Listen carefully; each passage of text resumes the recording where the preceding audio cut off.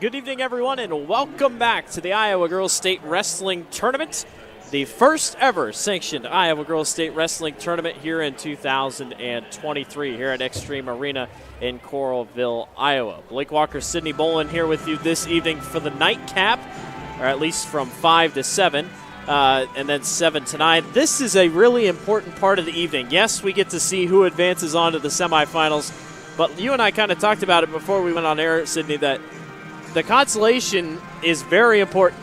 All of these girls, this is it. You lose, you're going home. You win, you move on. And you and I are talking about it. It's harder to wrestle back and finish third than it technically is to finish either first or second.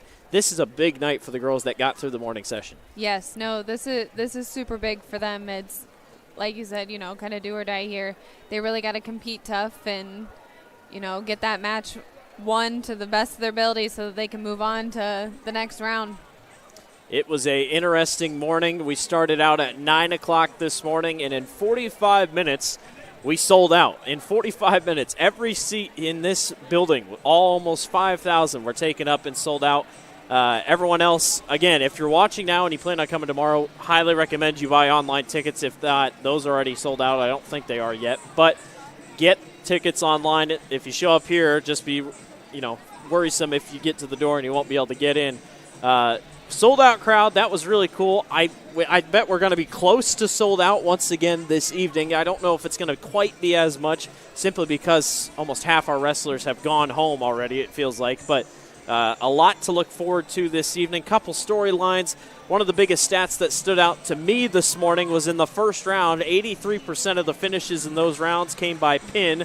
So that tells you the discrepancy from the top to the bottom of the brackets between 1 seeds all the way down to 32. We've had a couple upsets here and there, not many big ones. All the 1 seeds have stayed alive for the most part. And then a couple 2 seeds went to double overtime, I heard. There were a couple big overtime matches. I did a match over on the other side that went all the way to the final overtime where they finally decided a winner. And then over here it says Waverly Shell Rock is the atop of the team race, 46 team points. East Buchanan is second, Decorah is third, and Lewis Central is fourth. And East Buchanan, kind of a surprise. I mean, Waverly Shell Rock, Decorah, Lewis Central, pretty big schools. And then you throw in East Buchanan, that's about a 1A school. That is pretty shocking. I know. And the first time I announced team scores, East Buchanan was in 6th. Yeah. And then, they casually kind of worked their way up to third, and now they're in second. And they're not too far behind, and they've got quite a few girls here coming up still in the wrestling in the championship rounds. I think we got 4 quarterfinalists. So that's huge. That's good points for East Buchanan to keep scoring off of. And even on the backside, as long as those girls keep moving forward on the backside, those teams are still gaining points from those girls. So tonight, everything will run as we'll conclude with the quarterfinals of the championship. Like we said, we'll set our semifinals for tomorrow. And then the second and third round of wrestlebacks will also happen. So how I think this is going to go is I think first we're going to see wrestlebacks, all wrestlebacks for the second round. Then we see our quarterfinals. Then we see our another third round of wrestlebacks. So we'll keep it up as you go. As we start, we know for sure we're going to see all consolation rounds. So things are going to get important. Things get pretty big. We'll start at 100 pounds once again and get you set for a great night of action. We're all the way up till at least 9 o'clock is our scheduled time to end this thing. Everyone's been on a break. They've gotten their food. They've rested. They found somewhere to sleep if they've wanted to. And we're all set to go for our nightcap here at the Iowa Girls State Wrestling Tournament. We're going to take a quick break. We'll be back for our opening go. You're watching the Girls State Wrestling Tournament, presented by Iowa Farm Bureau on the Girls Union Network, powered by Mid-American Energy Company. University of Iowa Sports Medicine is a community service center. We know you like to keep your body healthy. We also know that activity level to keep yourself healthy can lead to injury. Our sports medicine experts can provide treatments such as physical therapy, surgery, or something in between. Why go anywhere else other than where the Hawkeyes go to stay on top of their game?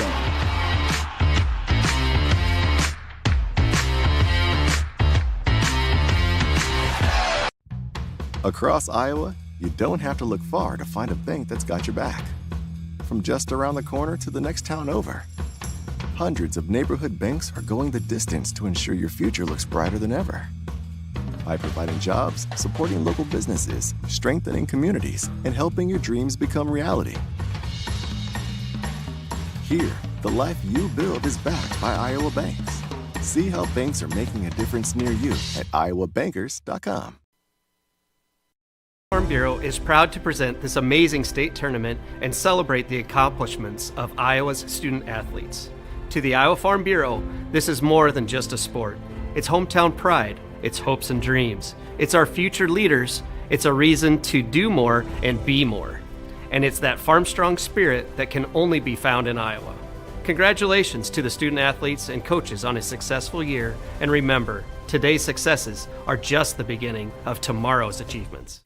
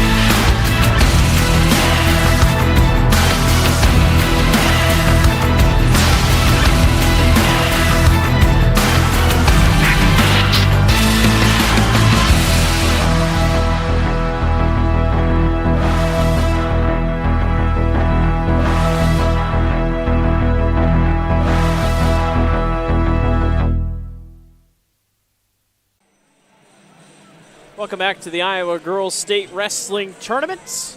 Blake Walker, Sydney Boland with you here this evening from Extreme Arena in Coralville, Iowa. Happy Groundhog Day to everyone that celebrates. I saw that Groundhog did see a shadow this morning, so fun. 6 more weeks of winter. But nice and warm and toasty inside. Sydney and I are by the door, so we get a little cold. Sydney's wrapped up in a blanket like it's freezing. It's not that bad, but talk about what we got tonight. We got consolation rounds. We got 2 consolation rounds. Then we got our quarterfinals. Talk about, so you've wrestled a lot today. Quarterfinalists have a chance to get to the semifinalists. Do you think it changes anything that if a girl moves on to the semifinal, you got to go back to your hotel and sleep on it and then think about it all the next day? Do you think that hurts any than just get it done all in one day? No, definitely. I think sometimes it is. It's a maybe an uneasy feeling. But yet an exciting, anxious feeling because, you know, you're moving forward, but at the same time, like, you got to almost calm yourself down because you get so excited and you just want to go out and win and, you know, be on top, and to have to force everything to kind of slow down and take that break. And it's kind of hard, and then you got to wake up tomorrow morning and be ready to roll for the day. And it's tough, and it says a lot about, you know, the girls and being able to, you know, mentally go home, calm down, and come back tomorrow and be ready to roll. Absolutely. So we'll get at least a round of consolation matches here to start. Then we expect we're going to move right into semifinal or quarterfinals for the championship matches, and then we're going to go right back to more consolation rounds. So we'll know as we go along, and I guess we can start everyone out for what you're going to see. So on mat number 1, Waverly Shell Rock's Amber Hoth, the junior, 37-9, taking on Daniela Salinas, a sophomore, CBCSD Co-op Wrestling 14-17 record. And I believe Daniela was the last seed, 32 seed, and she's still in here on consolation, so Daniela's fighting hard. Cedar Falls, Natalie Blake on mat 2, taking on Courtney King of South Central Calhoun. Mat number 3, Lily Webster of Colfax Mingo, taking on Liliana Cortez of Postville. And mat number 4, Anamosa's Emily Fritz taking on Coda Fogg, the sophomore out of Tipton. We are off and running on the nightcap consolation action here at the Iowa Girls State Wrestling Tournament.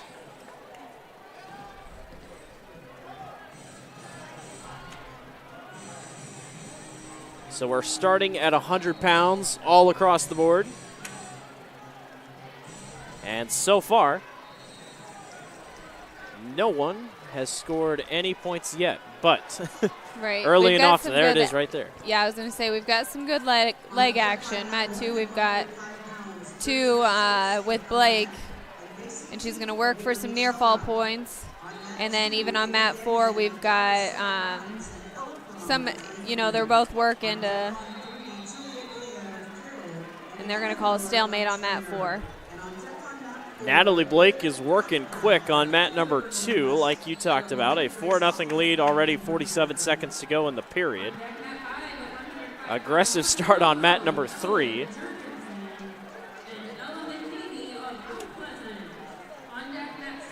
Two-point takedown over on mat number 4 for Coda Fogg of Tipton. Coda, a sophomore, 25-17 record.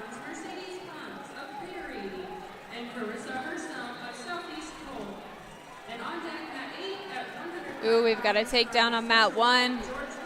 And possibly near fall as well, coming for, that is, it's Daniela Salinas. And just as we say that, Amber Hoth comes right back the other way, and she's looking for a pin and fall. Wow, things change quick. And she got it. Amber Hoth with the fall out on mat 1. That was pretty quick. Takedown, escape, and she goes in and throws a headlock. And Daniela had a good turn there. I Yeah. thought for a second the way she spun, I think she spun just a little too much, and sometimes you get caught off guard.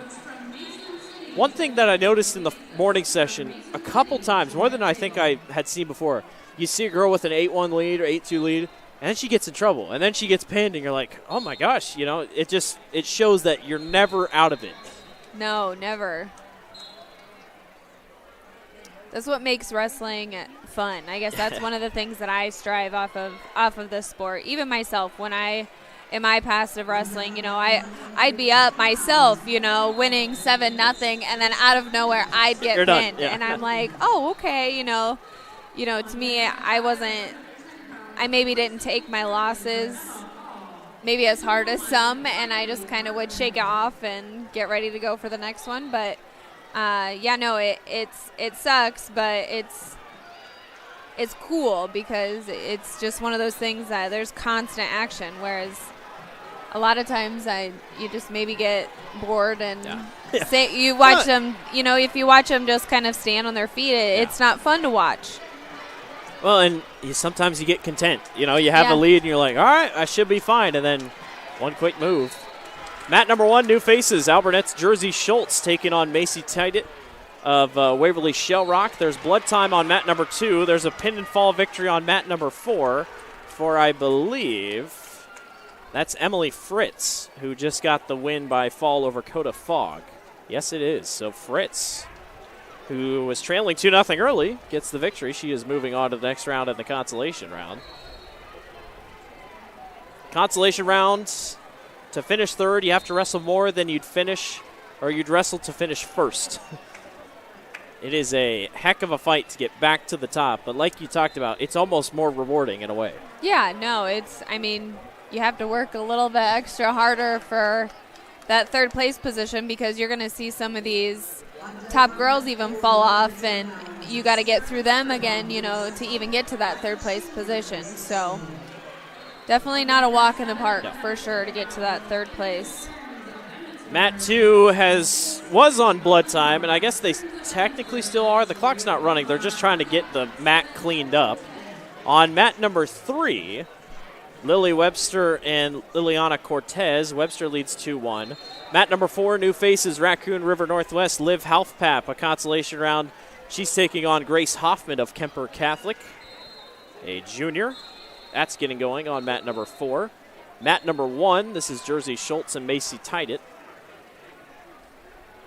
That's a 2-1 lead. Again, all these still at 100 pounds.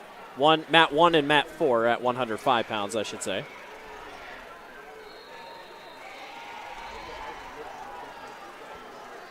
And finally, it looks like they're going to get back going on mat number 2.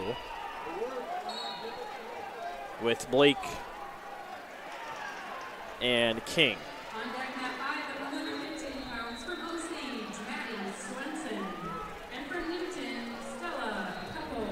2-0 lead already to start for Grace Hoffman over Liv Halfpap.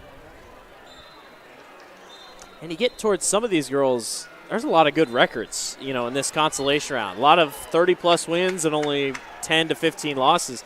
In my opinion, that's pretty good, it seems like. Yeah, no, that's good. It's a lot of hard work, too, and a lot of matches seen. These girls are seeing, 40-plus matches? Almost a year. And then you see some girls, 12. Yep. 12 matches. Yep. And those ones, maybe I'm sure had to work maybe a little bit harder to get to this spot because either they were injured or sick or. It's weird because a 12 or 11 match wrestler could come to the state tournament and wrestle half their season's worth in 2 days. Yeah. Unbelievable. Kemper Catholic's Grace Hoffman over on mat number 4 with the pin and fall over Liv Halfpap of Raccoon River. So move Grace Hoffman on in the 105 consolation round. Mat number 2, blood time continues to be an issue. And by an issue, I mean somebody's nose just keeps blooding. Mat number 3 is kind of fun to watch. Right now they're tied 2-2, but they're kind of rolling around and now it changes, huh? Well, so Webster just got. I thought she had a reversal there for a second. Yep. I didn't know. Webster's on top 4-2 now, and they're in the third period. 47 seconds to go.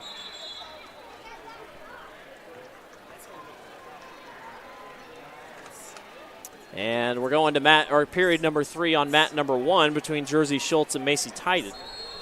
Schultz is up 4-2.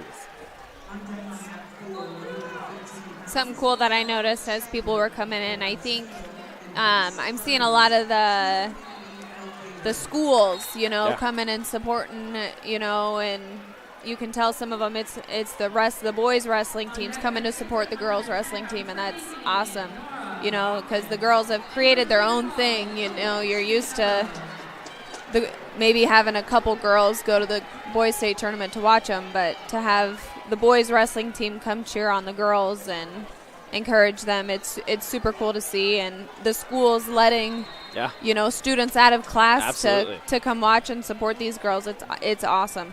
Lily Webster with the win by decision over Liliana Cortez. So Webster of Colfax Mingo is moving on to the next round in the consolation. New faces on mat number 4, Lewis Central Sierra Elderbaum taking on Lila Sheehan, or Sheehan. Lila Sheehan. Sheehan out of Mason City. Pin and fall for Natalie Blake over Courtney King. That one was stopped several times because of blood time, and Blake comes away with the victory for Cedar Falls. She will move on to the 100-pound consolation next round. Mat number 3, Julia Kane of Carroll taking on Emma Miller of Trainer. They're off to an aggressive start. Anytime you can see a lot of movement, it catches your attention.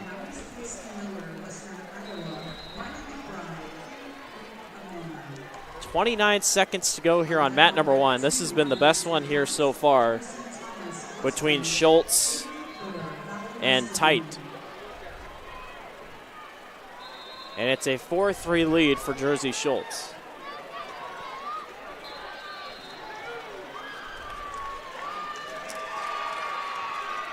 .10 seconds to go. 6-3 for Schultz. Looks like she's going to be able to hang on. And the sophomore out of Alburnett is moving on to the next round. Round 3 of consolation rounds. She'll wrestle later tonight.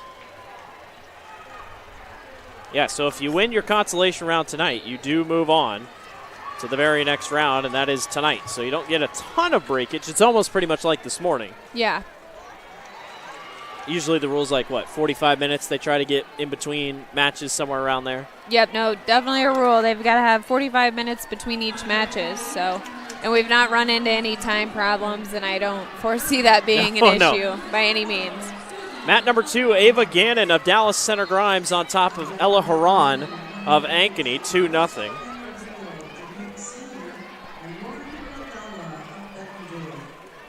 Sheehan of Mason City on mat number 4, leading over Elderbaum. That's a 6-0 score now, and they are currently in the second period.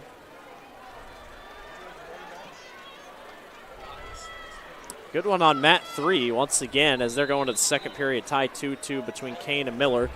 New face on mat number 1, Independence Morgan Crawl, the freshman taking on Josie Lennon of Sergeant Bluff Luton.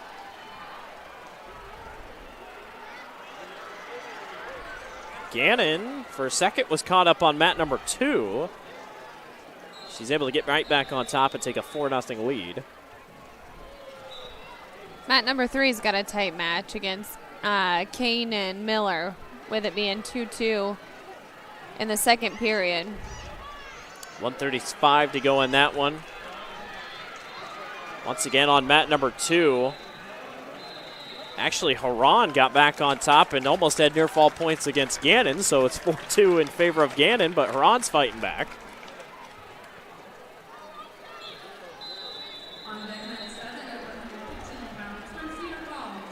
In front of us on mat number 1, Lennon leads over Crawl 2-0. They're going to period number 3 over on mat number 4 between Shihan and Elderbaum. All across the board here. Pretty good matches. Like you talked about, number 3, very even. Neither girl can seem to get an advantage here. And as we say that, never fails on mat 3. Right, yeah. No, as we say that, it looks like Kane gets around for the 2. Gannon extended her lead 6-2 over Haran. And now on mat number 3, there's the pin and fall. Julia Kane of Carroll gets the victory over Emma Miller of Trainer. So a Carroll Tiger will move on. Victory by Ava Gannon. Win by pin and fall over Ella Haran. So Dallas Center Grimes will send another one to the next round, round number 3 of Consolation at 105 pounds. Shihan with a 11-2 lead with 52 seconds to go in period number 4 over Sierra Elderbaum of Lewis Central. And we're going to period number 2 on mat number 1, Josie Lennon over Morgan Crawl, 2-0.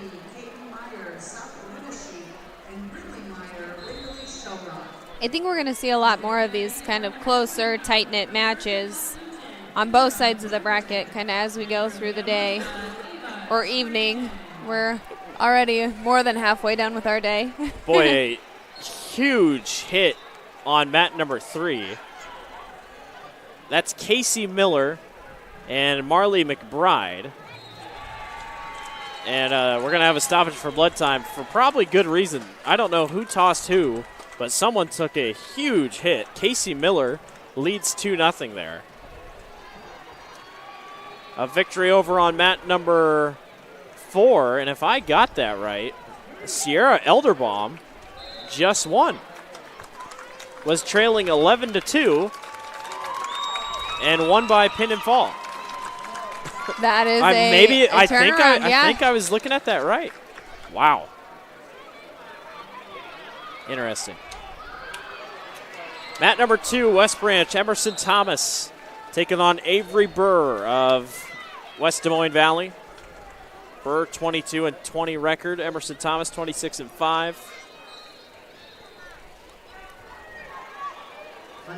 Thomas, a football cheer squad member for the West Branch football team. They had a very successful year this past season, going to the state tournament at the Unidome.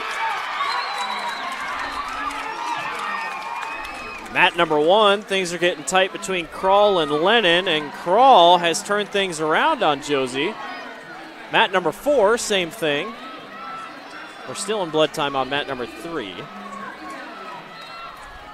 Mat number 4 is Devin Chadwick of Colfax Mingo taking on Reese Burns of Central Community Elkader. So Central Elkader.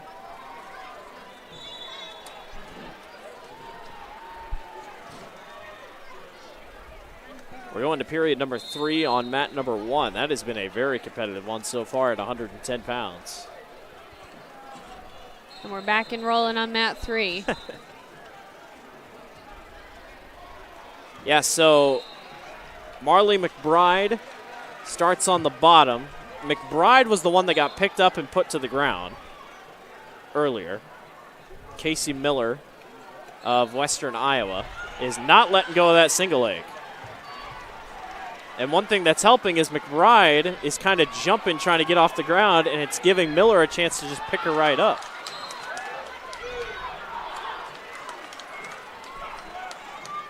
Tough fight at mat number 3. My goodness. She's trying to get that foot down. You got to put pressure down on that foot. Get that foot down. Get away. Mat 4? Mat 4, Reese Burns with the victory.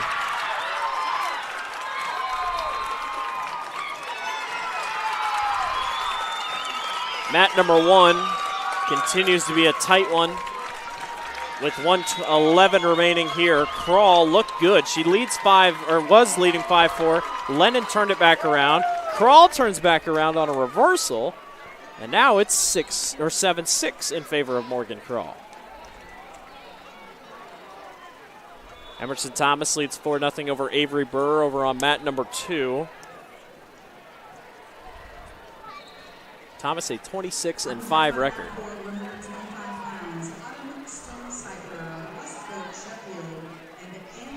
Boy, mat number 3, those are two very aggressive styles.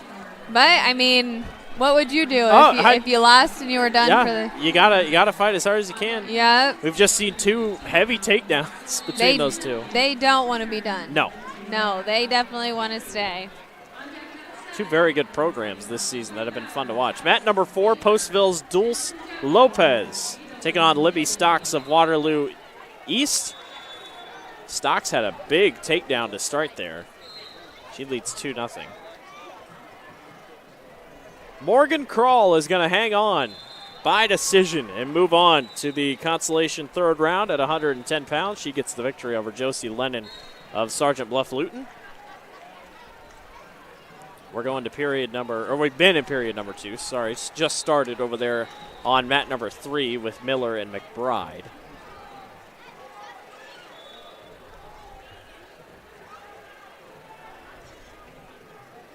Thomas on mat 2, caught up underneath of Burr to start the period. She has not been able to escape. Libby Stocks is racking up a couple more points on a takedown, 4-2. They got to stop that one. It's now 6-2. Some exciting matches. Mat number 3 has been a fun one to watch. 4's been pretty exciting. Stocks now leading 6-2. She's been aggressive here to start. Got a quick 2-point takedown right off the beat. Mat number 1, Dubuque Seniors, Hannah Reel, the senior, taking on Lauren Rogala of Bettendorf.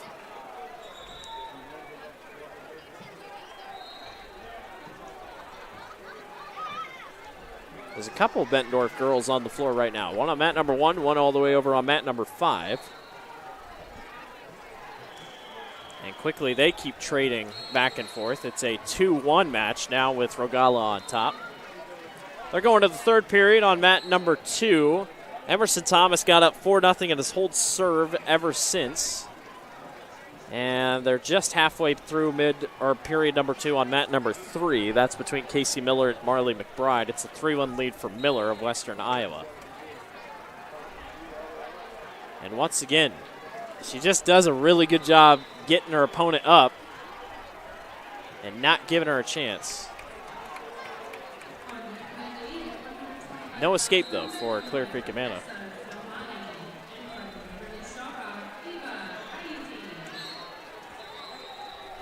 Escape over on mat number 4, 6-3 in favor of Stocks over Lopez.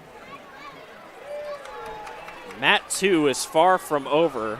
Burr has been there every step of the way. Thomas has just kind of held serve on top. But that could easily change here if she just gets one upper advantage. Mat number 1's moving quickly. 3-2 with Rogala on top. And we got blood time on mat number 3. Why am I not surprised?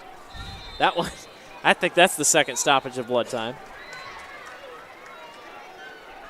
We've seen a lot of blood time today. Yeah, we have. Hannah Reel with the reversal. She's on top 4-3 with 0:05 to go.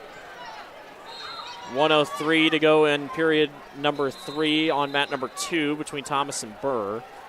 They're going to period number 2, I believe, with Stocks and Lopez before they check for blood time, I think. So blood time all over the place. We got blood time on 3, blood time on 4. Starting period number 2 on mat number 1 here. Oh, look at mat 1. Near fall. Nope. And a reversal. Oh, my. Hannah turned it right back over on Rogala. Lauren kind of settled for a second. We're tied 6-6, but it's going to go near fall points and a possible fall to Hannah Reel.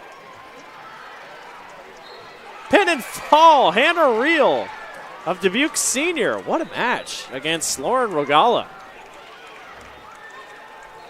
Man, it is amazing. Just snap of a finger. Just switches. More blood time. They tried to get back going on mat number 4. They could not. Emerson Thomas hangs on. Good match. 4-1 victory by decision over Valley's Avery Burr. So West Branch will advance one more on to the consolation round at 110 pounds.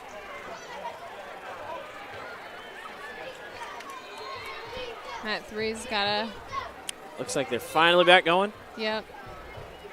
That one's been tight. 3-2 in the second period. It's amazing. These girls can wrestle each other. They hit each other so hard. It looks like they just hate each other. And then when it finishes, the sportsmanship's unbelievable. Hey, I'll help you back up. Hey, great job, great job. They hug. It's unbelievable. It is unbelievable. I've never seen so many hugs, and they hug it out, and they walk off the mat together. Yeah.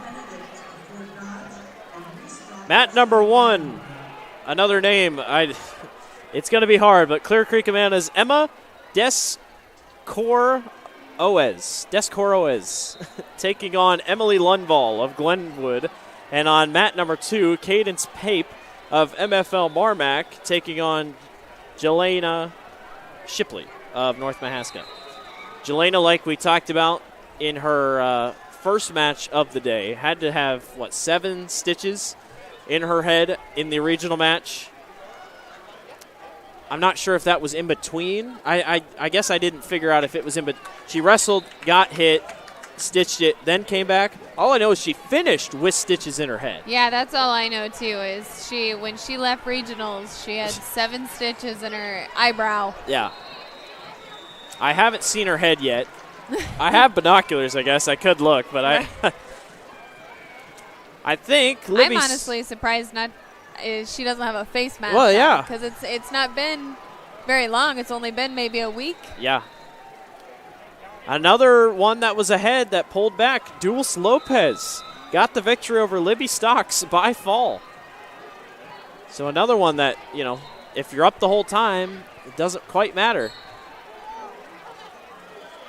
Descoroes of Clear Creek Amana leads over Lundvall 5-2. Miller McBride still going at it on mat 3 also. We've got a minute left in the third period.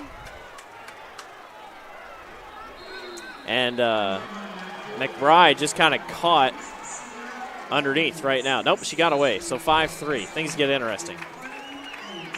Mat number 4, Autumn Stonecipher of West Fork taking on Andon White of Trainer.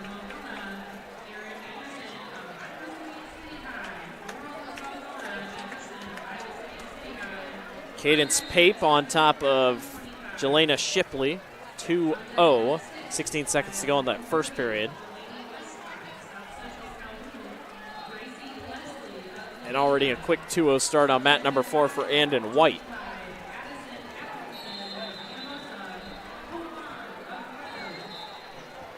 Got a locking of the hands on mat number 2. I really haven't seen that a lot today. Maybe it's just me, the ones I've watched. Not a lot of locking of the hands.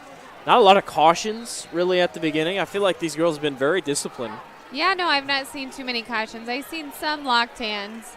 A couple full Nelson attempts. I have, yeah.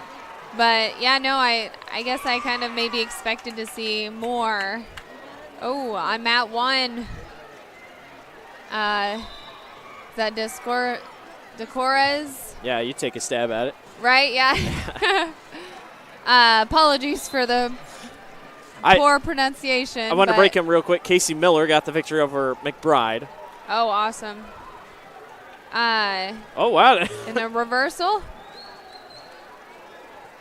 It's 9-5. Lundvall's trying to crack back into it in the second period here with 1:03 to go. Get some near fall points. Might pass it.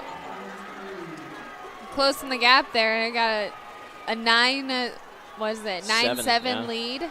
Emma did a good job kind of staying over, and now she's going to try to get her right back on her back again. Nope, can't do it. Close, though. Mat number 3, South Winnesheek's Caden Meyer, the junior, taking on Brindley Meyer, spelt differently, Waverly Shellrock. We've had Wolf go against Wolf. We've had Meyer go against Meyer. Just like that, Lundvall has tied it back up at 9, and actually this one's over. It's Lundvall with the victory by fall. So Emily Lundvall advances on at 120 pounds.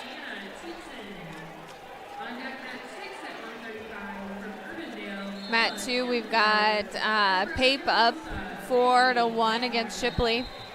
They are stuck on the line, and now they are officially out of bounds. Andon White in the second period leads over Autumn Stonecipher. Mat number 1, this is Ashley Bajork of Decorah taking on Shy Steck of Colfax Mingo. Decorah is second currently in the team points at 45.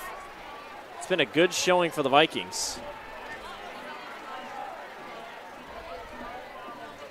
Bajork a 31-7 record this season.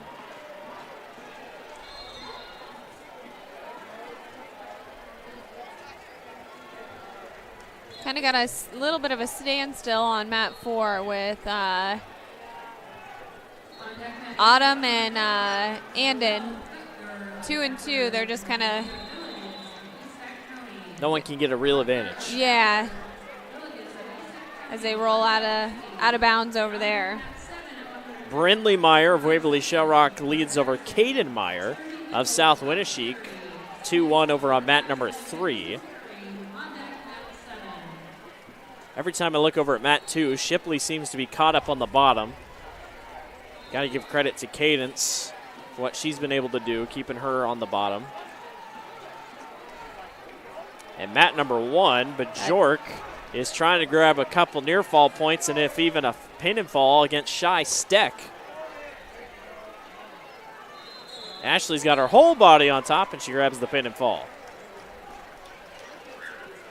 Sometimes you just got to do that. Usually you can get your chest, your upper body up, and then if that doesn't work, just lay on. She's actually making a statement. You know, her first match, she upset the 4th seed, Reese Burns of Central Decatur. Mm-hmm. She's on a mission, as are the Decorah Vikings. Third period just getting going between Shipley and Pape. Shipley didn't get to start on the bottom, though, so she has to do some work on the top.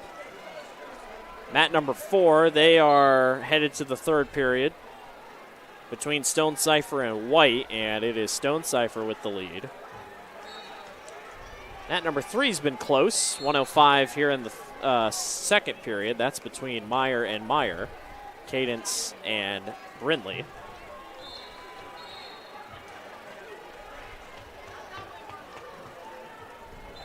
Already a quick 2-point takedown on mat number 1. West Delaware's Shoop and trainer Greg. Waiting for our thing to pull up on Track Wrestling so we can see names.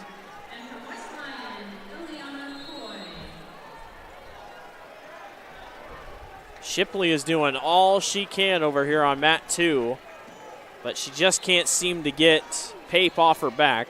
This is Kylie Shoup of West Delaware, the sophomore, taking on Emerson Gregg, the sophomore from Trainer, over on mat number 1.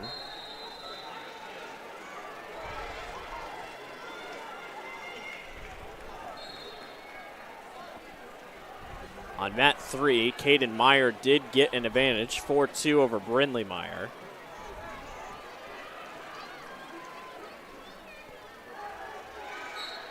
Mat 4, we've got Autumn up by 3 and both on their feet, and we've got about a minute left in that third period. Oh, got a single leg and back down to the ground. Really nice 2-point takedown there. And near fall points are coming as it was turned back the other way. I think, is that Andon White on top? I can't tell. It's a pin and fall, though. For and Autumn. I think Autumn Stone Cipher with the pin and fall victory at 125 pounds over on mat number 4. Mat number 1, we've got Greg working good on top as we head into the second period. On mat number 2, Cadence Pape will hold on and win by decision, 4-1 over Jelena Shipley. We're going to take a break, and we'll step aside. You won't miss any of the action. You're watching the Girls Union Digital Network, powered by Mid-American Energy Company. The Iowa Farm Bureau is proud to present this amazing state tournament and celebrate the accomplishments of Iowa's student athletes. To the Iowa Farm Bureau, this is more than just a sport. It's hometown pride, it's hopes and dreams. It's our future leaders, it's a reason to do more and be more. And it's that farm strong spirit that can only be found in Iowa. Congratulations to the student athletes and coaches on a successful year, and remember, today's successes are just the beginning of tomorrow's achievements. Fairway knows meat, right? They've been doing it for over 80 years. You hear customers talk about the meat everywhere you go. Everybody loves coming in and picking out a beautiful steak. We're there to serve you, and so that's why it is special. Most of us that are working back there, we would probably be called foodies. That's their passion. They love to go home and cook. I don't know if I'm a foodie. I think I'm kind of a steak snob, probably. People hand cutting steaks every single day, working the counter, making sure that everybody knows when they get home they have the best in town. Welcome back to the Iowa Girls State Wrestling Tournament. Blake Walker, Sydney Bolin with you here this evening. The night session, nightcap, if you will. Consolation rounds rolling right through, pretty much sitting around 125, 130. Let's run you through what's happening on your screen. Mat number 1 is West Delaware Manchester's Kylie Shoup, trailing Emerson Gregg of Trainer 4-0. Mat number 2, Mariah Benedict of Fort Dodge leads Reese Roberts of Linn-Mar 2-0. Mat number 3, Caden Meyer of South Winneshiek leads Brooklyn Meyer, and I think Caden just got the victory. Let's wait till they hold up arms. Yes, she did. Caden Meyer with the victory by decision, 9-2 over Brindley Meyer. And on mat number 4, CSD, Sierra Wheeland, the freshman, is taking on Carly Fantz of West Marshall. Mat number 2 just ended, a 2-0 victory for, I believe, Mariah Benedict. I can't quite tell. Part of me thinks it was Mariah Benedict. We'll try to check on that if we can. Emerson Gregg and Kylie Shoup, they're going to the third period on mat number 1. Mat number 4 closing in on the end of the first period. They're still knotted at 0 apiece. Mat number 3, new faces. Sioux Center's Cora Shutt taking on Lexi Rosevink of Ames. Rosevink a 30-4 record currently.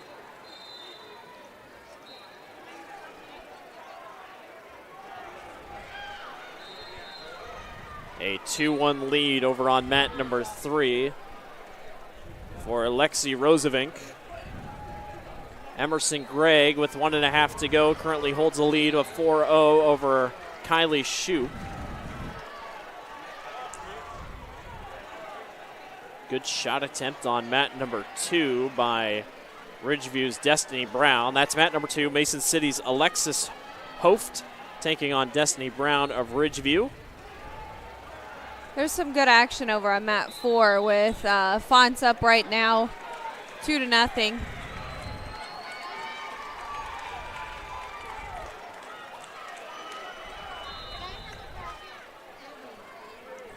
.106 to go in the third period on mat number 1. Greg starts on top. We continue to roll along here. Consolation matches, all consolation matches. All round 2. Everyone that wins these is headed on to round number 3.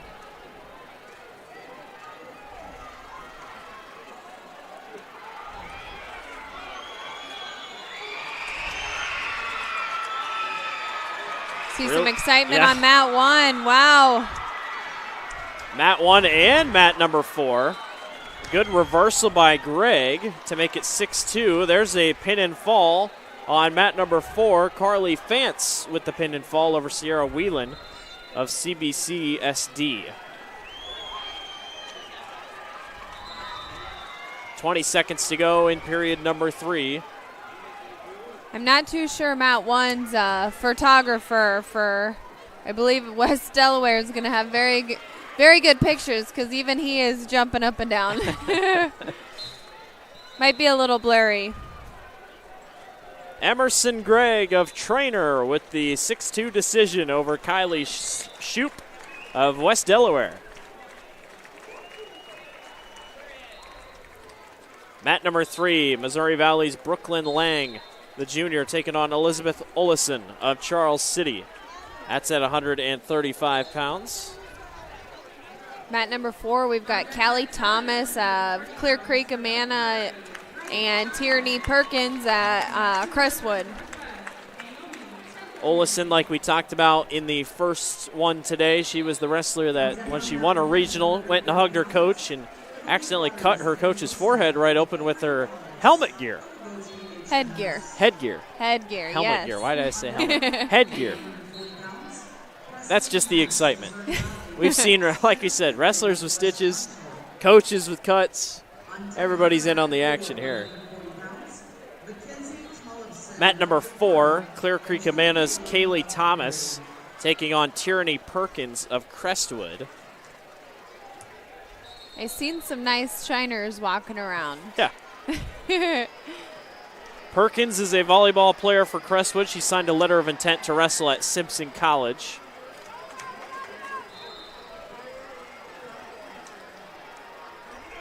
Mat number 1, Miley Walls of East Buchanan taking on Maya Rivas of Glenwood. East Buchanan trying to rack up those team points.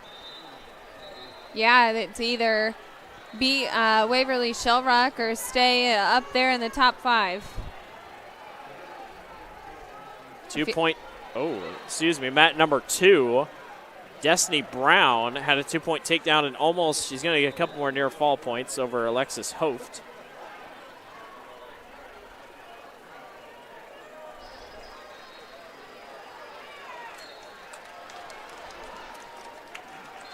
Mat number 4, Perkins remains on top, 2-0 over Thomas. And she's really working on top, trying to get her turned over.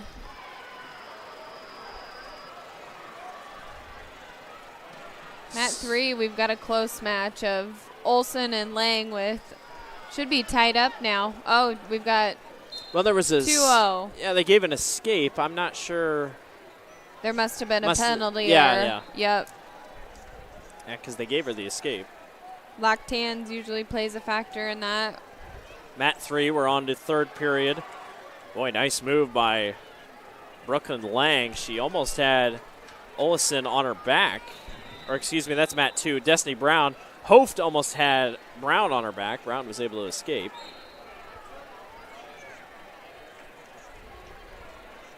Four lead for Perkins over on mat number 4.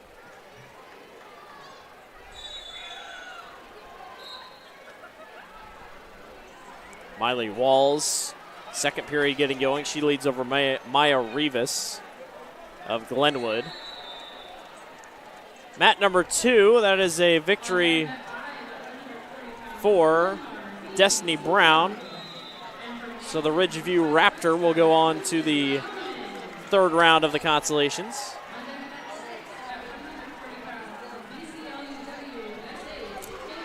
At number 1, Miley Walls with a 4-0 lead. She's going for a pin and fall to try to continue East Buchanan's strong run.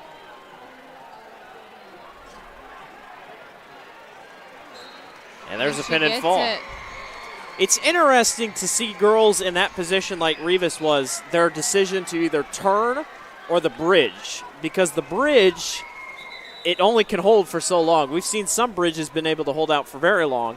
But that twist and turn, I feel like some girls have had a lot of success with at least twisting underneath. Yeah, no, you try one thing, and if it doesn't work, then you move on and try the other. You just got to do whatever you can to get out from underneath. Mock Floyd Valley on mat number 2. That's Eunice Reyna Yock, the freshman, taking on Cadence Bourne, the Wilton sophomore.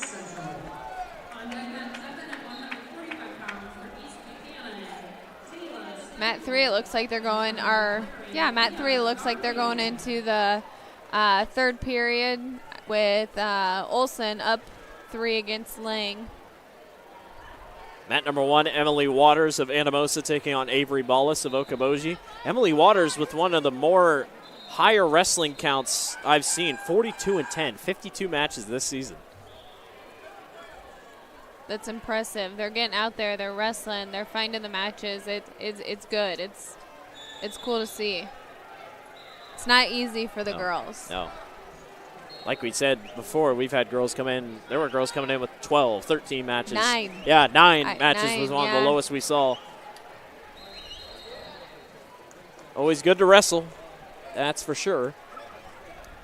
I mean, that mat time's huge. The more time you spend on the mat, the more you're learning, the more it's big. You got to have the live wrestling in order to move forward and keep that technique. And it's a lot of it's muscle memory. When you can feel out a girl kind of, coming for something, then you can kind of counteract it. Yeah.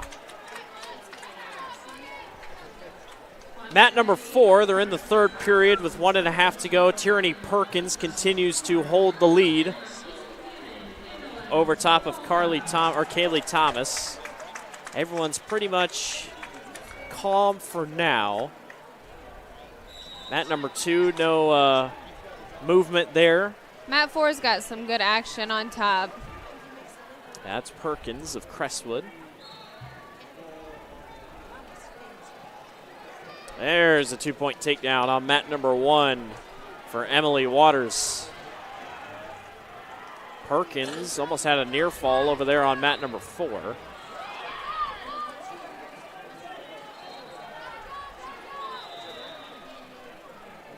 Mat number 3 could get interesting in the last 27 seconds. It depends on how they're going to go about this. Olison leads 5-1. Mat 3, it looks like there was a reversal. Or mat 4, are you talking about? Mat 4, Perkins? yes. Yeah, Perkins, yeah. With Thomas. Perkins up 7-0 over Thomas. 11 seconds to go on mat number 3.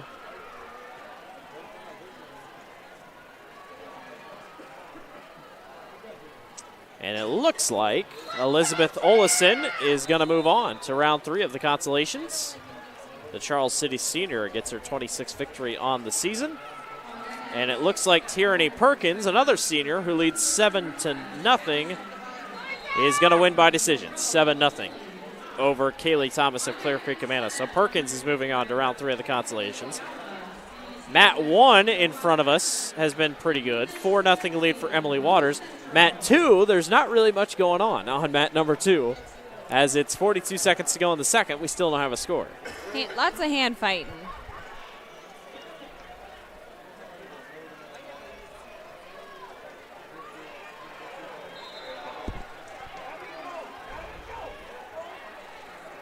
We'll wait for more of our matches to cycle through our system so we can get you more updates. There's a good shot by Bourne, but Raina Yock has her around the head. She can't quite get away. And it looks like, I think they're going to go the third with still no score.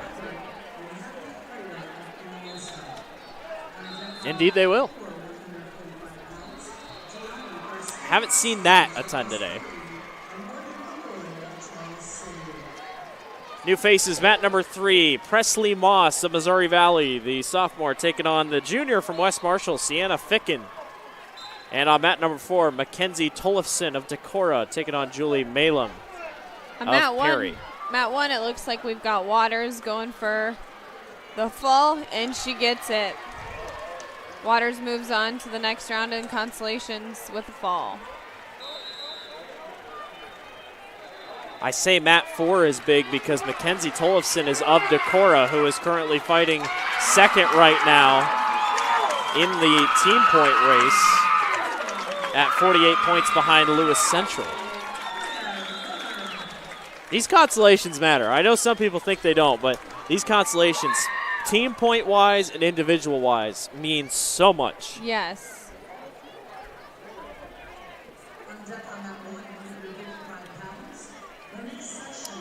1.5 to go on mat number 2, and we finally have a point. Cadence Bourne gets the escape. That might be all she needs for how that one's gone. You never know, though. They might realize, shoot, I've got a minute left. I got to score, and they're going to wrestle a little bit tougher maybe. Something the coaches, I'm sure, wish they would have done from the beginning, but it's the end that matters, and if they can pull it off, then. Mat number 1, Callie Reiner, the senior from Ballard, taking on SB Almazan, the junior out of Lewis Central.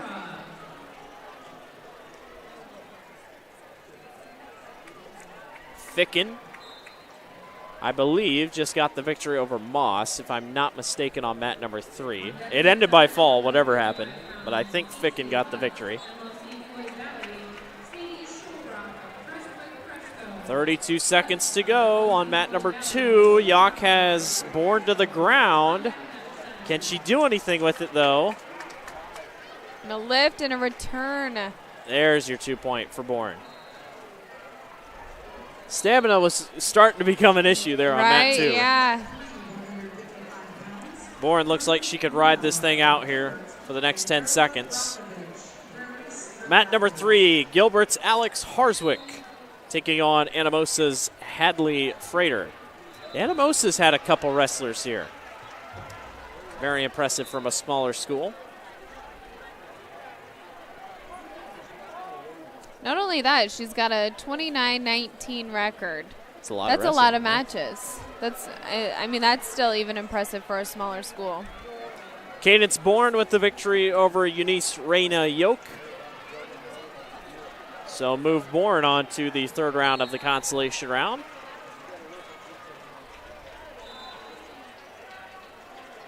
Mat 3, we've got a pin from Harswick, it looks like. Right on the edge of the mat. Harswick, 27-5 record. I mean, very, very good this year for her. She's been impressive to watch. Got blood time on mat number 1. That's Reiner and Almazan. It's still 0-0 after going to blood time. Mat number 4, it's a 1-0 bout between Tollefson and Malum. Tollefson holds the advantage. Mat number 2, Davenport Greta Bruce takes on Emily Kesterson of Southwest Iowa. And a beautiful takedown by Kesterson. She's going right back to it. Wow. Mat 2, we've got a lot of action. So you talk about the officials. Yep. There's 2 officials. Kind of give us a sense. So one official usually, so in that instance, one official was close. He didn't get to the ground. He waited for the other official to get to the ground. Kind of talk about that, what these 2 officials are looking for and why you need to. And she pulls off the pin. No, I think the 2 officials is, at a state tournament, these matches are everything. So any and every angle that we can have someone watching and see and make sure those calls are being called right. 4 eyes are better than 2. Yes, absolutely. So it gives them somebody to kind of bounce off of and, kind of make sure that call was correct and they did see it correctly. And maybe they're seeing, maybe a ref seeing locked hands where another ref isn't. Yeah. That 1 point really makes a big difference. Mat number 3, another Gilbert wrestler, Fern Neubauer, taking on Erica Brockovich. She's currently waiting for Erica. I think one of the coaches ran out and said she's coming, so they wait for that one to go. Mat number 2, Alburnet's Lindsay Hospodarski, taking on Leah Stagg of Ames. That one's underway. And on mat number 4, we are in the third period between Tollefson and Malum, and Tollefson still just holds a 1-0 lead.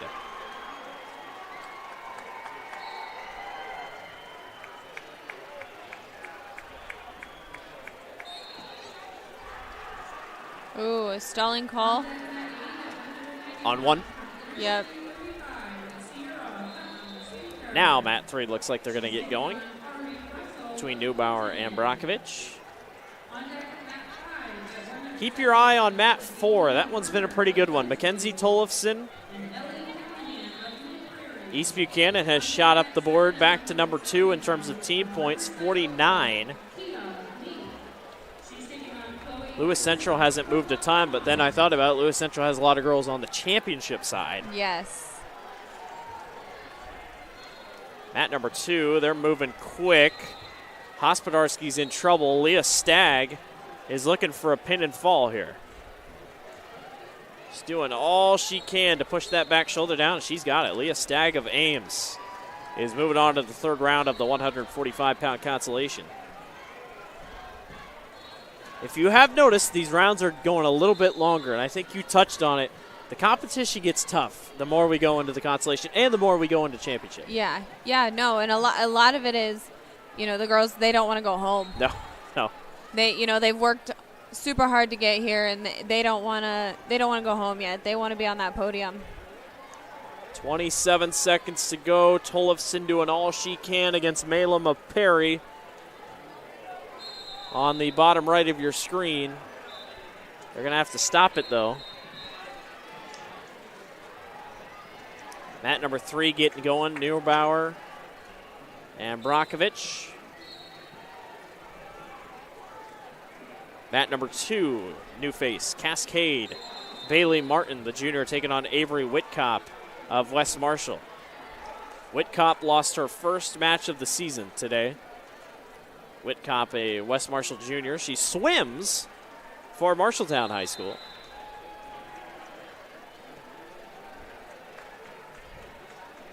And while taking your first loss of the season, it stinks. To be able to come back through consolation, try to avenge that, probably feels even sweeter. Right, yeah. No, and I'd rather have my first loss at the state tournament. Yeah.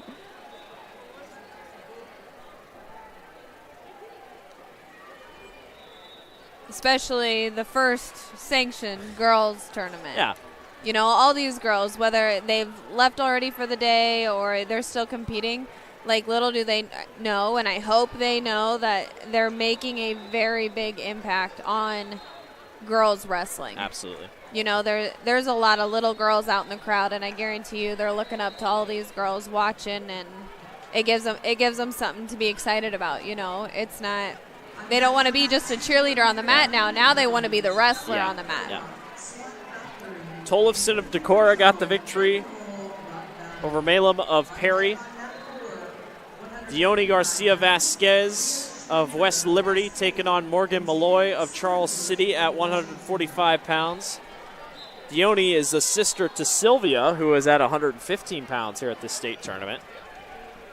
We won't see any sisters possibly wrestle each other, but it is cool to see sisters at the same state tournament together. Whitcop is looking for a possible fall. She's going to get near fall points here against Bailey Martin. Mat number 1 has been going on for a while. Almazan leads 2-1 over Reiner of Ballard. I can't say for a fact Ballard drove up from Ballard this morning because I passed him on the way here. I thought maybe a lot of these girls would stay overnight, but I did pass Ballard's van as I was coming up. I assume most of the Ballard wrestlers were there. It's an early morning for It is a more early morning. But you think, during the season, you're wrestling early mornings on Saturdays and whatnot anyway. They're used to the travel and having to get up decently early. I'm to not a go morning to the person. I was not used to getting up that early. I could not wrestle. I could not do anything that early in the morning. 4-2 lead for Amazon. Reiner's not giving up, though. She's staying aggressive.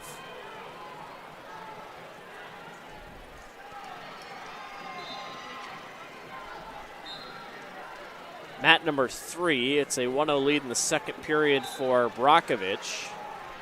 Mat number 4. We're getting a possible near fall, and there it is. Dione Garcia Vasquez with the victory.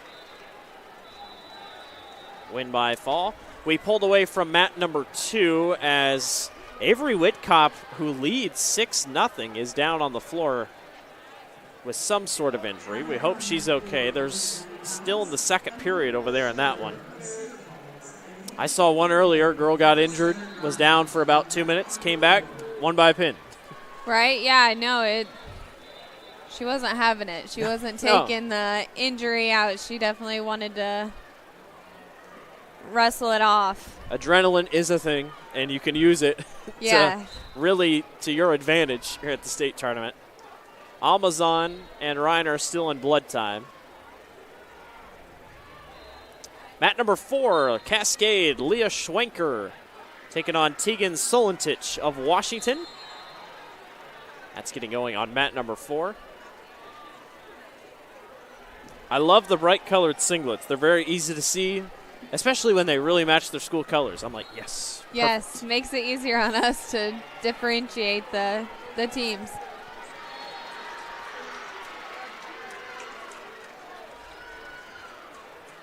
They're going to period number 3 on mat number 3 between Neubauer and Brockovich. Closing the gap there on mat 1. Reiner gets an escape with about 10 seconds left. Whitcop was fine, or at least was good enough to go back. She's on the bottom here.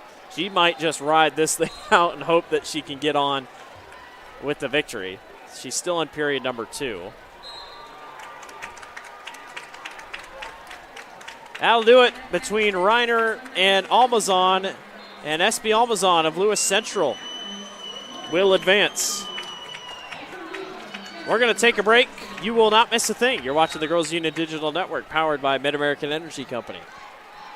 In Iowa, we all play by the same rules. Hard work pays off, practice makes perfect, success is something you earn, and teamwork helps us all be winners. The Iowa Pork Producers Association is proud to support statewide high school athletics. Because on our team and on yours, what we bring to the table is what brings us all together. Learn more about our commitment to Iowa at iowapork.org.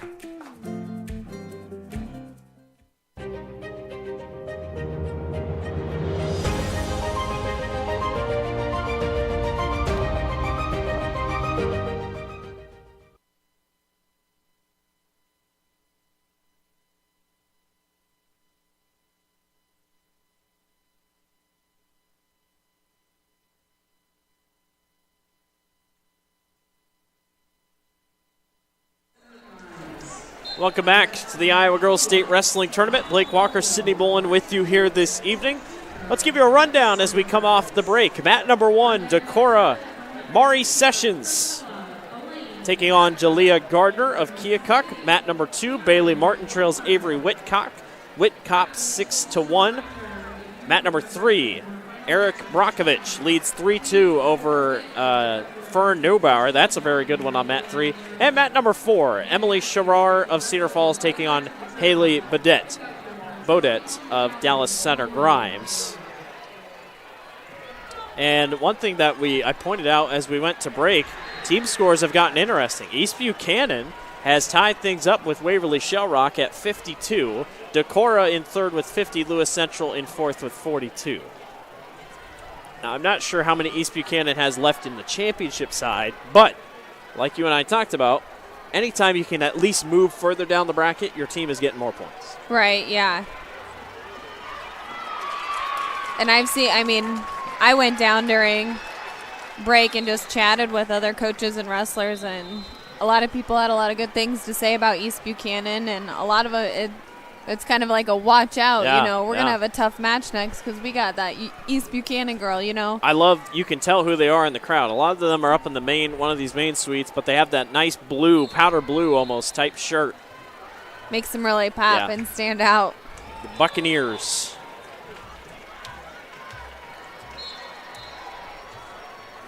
Mat number 1, Sessions on top of Gardner. Whitcop currently leads 6-1 over top of Martin. Whitcop had to take time because of her injury. Mat number 3, Erin Brockovich. Did she win by fall? I think she did. It's hard to tell because on track wrestling we don't get what it was, but I think Brockovich got the victory. I think. Over Neubauer. 16 seconds to go in period number 3 on mat number 2. Whitcop looks like she's going to hang on. Emily Sherrar and Haley Bodett, they cannot seem to get anything figured out between those two. They're still at 0-0 as we head toward the end of the first period. Avery Whitcop is on to round number 3 of the consolation round at 170 pounds.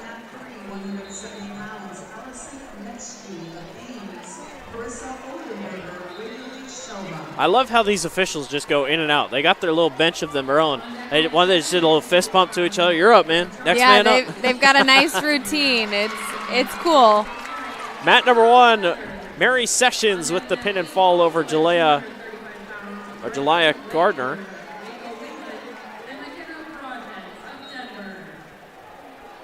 Mat number 3, Adelie Miller of Mock Floyd Valley taking on Rory Cook of Boone. I was on the call for Rory's victory in the second round. She was down 9-1, if I can remember. And then just out of nowhere, quick reversal, pin. And she was so ecstatic. Really good emotion. Mat number 2, SWAT Valkyries Ellen Gerlach takes on the best hair in the state tournament, Kaylee DeYoung of Boyden Hull Rock Valley. Bright pink/purple hair for Kaylee DeYoung. I love it.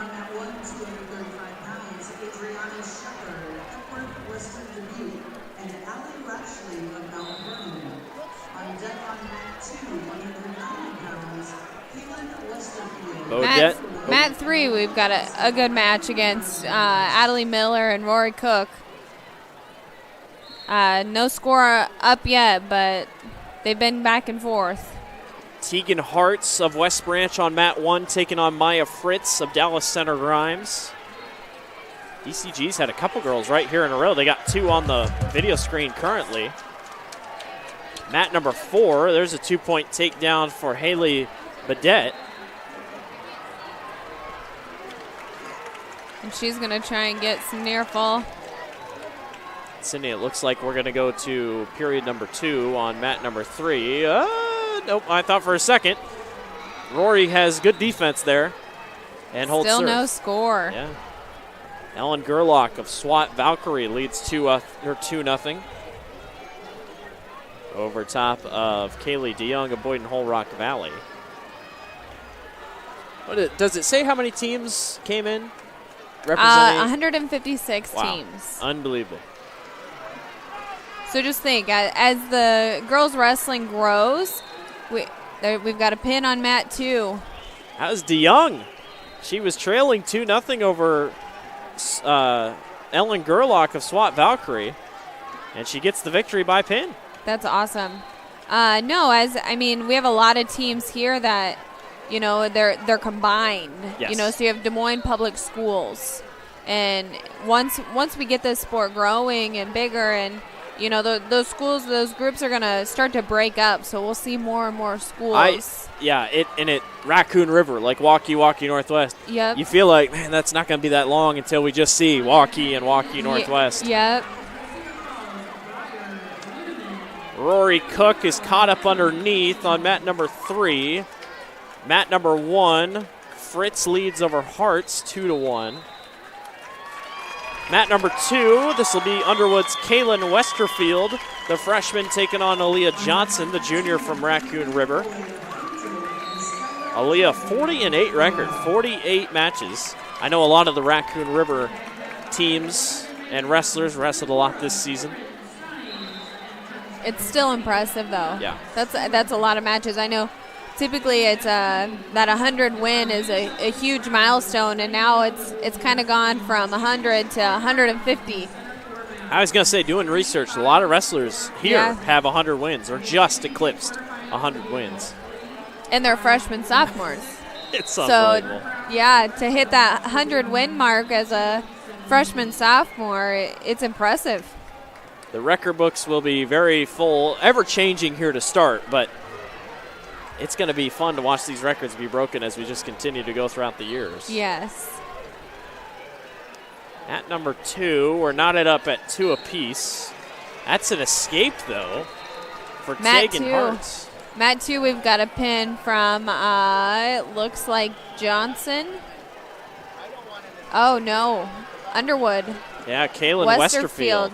Yeah, no, it's cool. You know, it's cool seeing these coaches are very passionate about their athletes, and it's fun seeing how excited they get for the athletes. Maybe sometimes he almost seemed a little more excited than she did. Gotta love the coaches. Coaches have been great. Mat number 3, we're still at deadlock. We're headed to period number 3. Rory Cook has gone the distance now twice in a row, probably 3 times. I didn't see what her first one was, but Rory has had a busy afternoon for the Toreadors. Mat number 1 continues to just go back and forth between Hearts and Fritz. Mat number 2, Cambry McLeod of Clinton taking on Skyla Jevney of Decorah. Well, in Mat 3, too, here we've got still no score on the board, and we're in the 3rd period. Decorah got a points boost. They currently lead team points. 53 points is their score. Buchanan and Waverly Shellrock at 52, and then Lewis Central back at 43. Lewis Central was at 42. Eventually got a point somewhere in there. Decorah must have had some back-to-back wrestlers because that was quite the jump. Yeah, it was.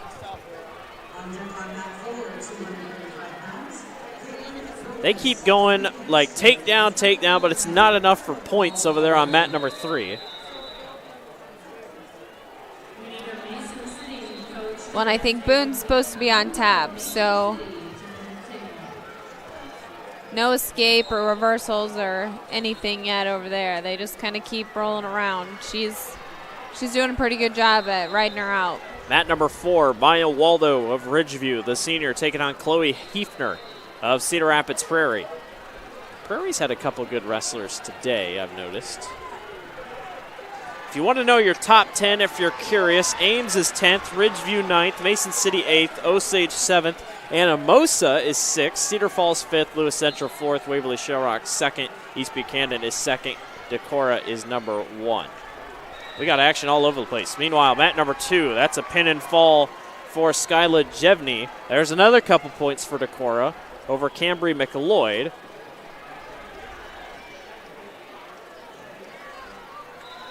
Mat number 3, Adelie Miller got the advantage over Cook. Rory's doing everything she can to try to get out of bounds. She's pulling, trying all she can. There must have definitely been a reversal there. Yeah. So she gets out.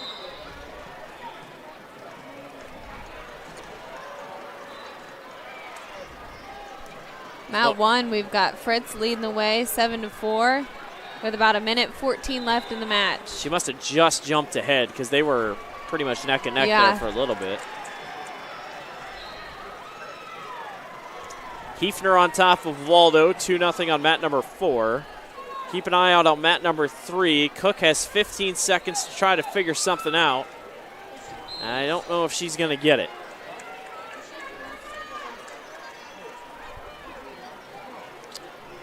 And on mat number 3, Adelie Miller will defeat Rory Cooks by decision 2-0. Good fight, though, by Cook the whole tournament. Mat number 2, new faces. North Scott's Madison Andrews takes on Avery Binion, and Binion just like that. I am with the crowd on that one. Everybody, 15 that was a seconds.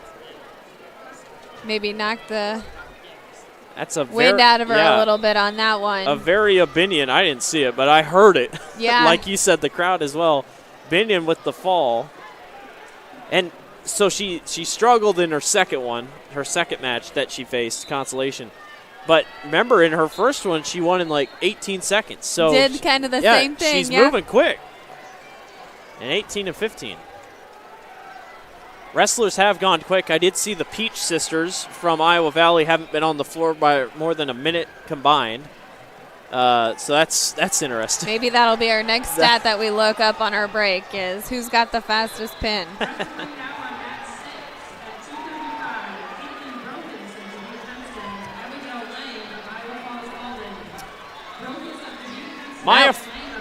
Mat 1, we still got some good action going forward. As we finish up the match, I believe Fritz wins by decision. Yeah, Maya Fritz with the victory. We got a win over on Mat 4 by Hefner. Wins by a pin and fall. Mat number 3, Allison Metschke of Ames taking on Carissa Oldenburger of Waverly Shell Rock. And Oldenburger is on top 2-0 there.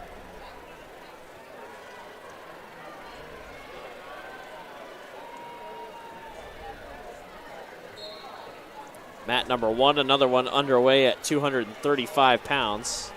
The weight classes are kind of everywhere. Mat number 3 is on 170. Mat 4 is just finished with 190, so we're kind of all over the place. Again, all of these have been consolation rounds to get to round 3.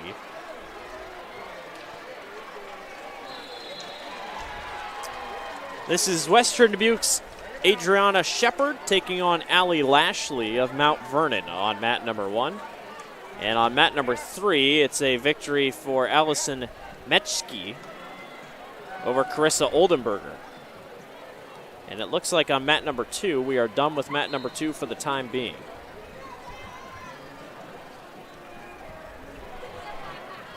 Looks like mat 1's the only one we got still rolling here. Okay.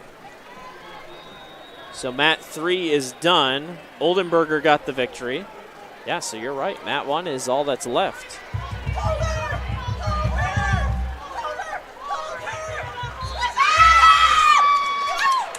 Adriana Shepard with the pin and fall over Allie Lashley. I think I got a pretty happy mama sitting next to me. So Shepard will move on to the next round of the consolation round. Shepard 24-7 record as a junior. She is on to the third round of the consolation.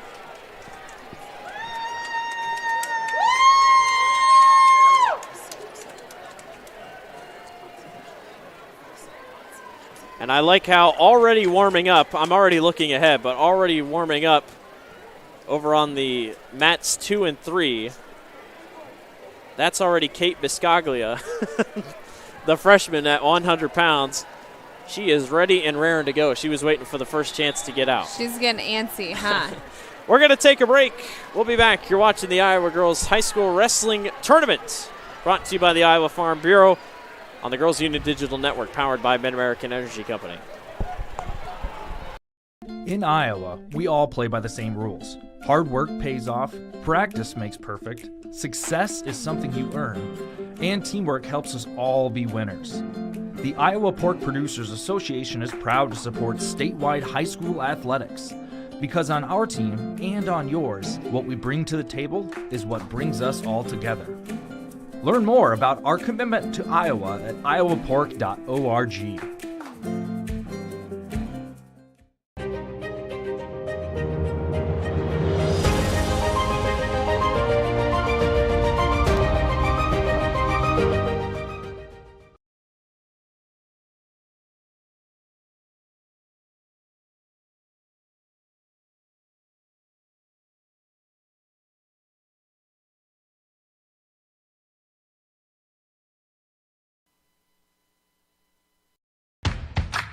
University of Iowa Sports Medicine is a community service center. We know you like to keep your body healthy. We also know that that activity level to keep yourself healthy can lead to injury. Our sports medicine experts can provide treatments such as physical therapy, surgery, or something in between. Why go anywhere else other than where the Hawkeyes go to stay on top of their game?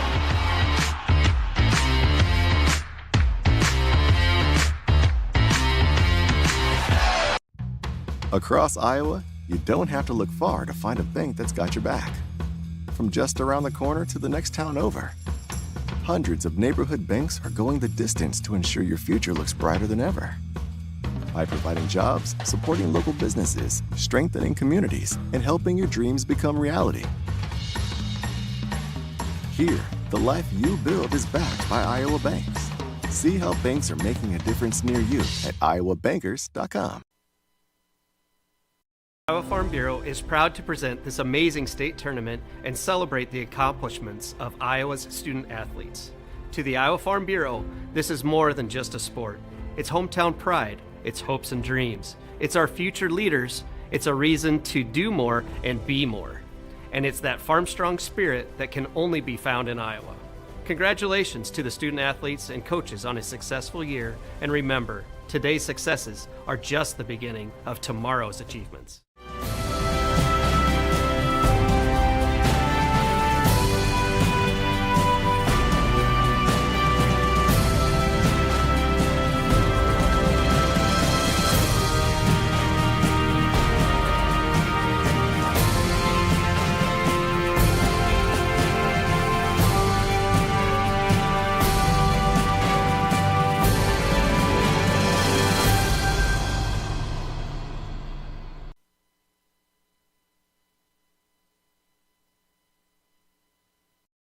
In Iowa, we all play by the same rules. Hard work pays off, practice makes perfect, success is something you earn, and teamwork helps us all be winners.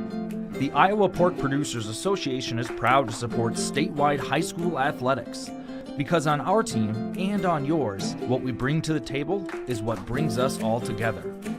Learn more about our commitment to Iowa at iowapork.org.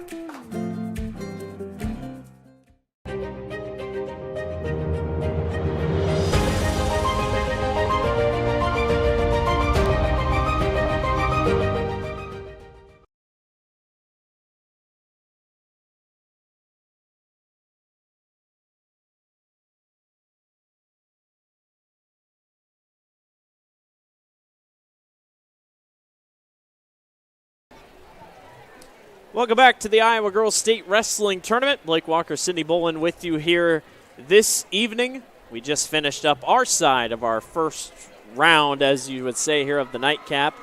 A lot of wrestlers in the Consolation second round advance on to the third round. A very wild, wild couple of rounds. Consolation's always a big deal. A lot of these girls, still fighting to stay in it. They still have to wrestle one more time tonight before you can officially say, let's go back to the hotel. We'll be back tomorrow. But very impressive so far. Take a look at our quick team score. Decorah leads with 57 points. Waverly Shell Rock 55, East Buchanan 52, Lewis Central with 43, and Cedar Falls at 42. It's been a very fun night so far, and Consolations, at some points they could be more fun than championships, it feels like. Right, yeah. No, it's definitely moving along pretty nicely here, and these girls are definitely, they're ready to go, and it's cool. They came out ready to wrestle, and they don't want to go home tonight, so we'll see what these next couple of rounds brings us and who's in the placing rounds tomorrow. It has been fun to go about tonight so far. It's been fun to work with you, Sydney. I'm going to step aside, hand things over to Ben, and he'll get you guys going for the next round of the championship matches and then the next consolation matches as we finish up. So we'll step aside once again, and we'll be back for our championship rounds, we assume, here to get on to the semifinals. You're watching the Girls Union Digital Network, powered by Mid-American Energy Company. Iowa Farm Bureau is proud to present this amazing state tournament and celebrate the accomplishments of Iowa's student athletes. To the Iowa Farm Bureau, this is more than just a sport. It's hometown pride, it's hopes and dreams. It's our future leaders, It's a reason to do more and be more. And it's that farm strong spirit that can only be found in Iowa. Congratulations to the student athletes and coaches on a successful year. And remember, today's successes are just the beginning of tomorrow's achievements.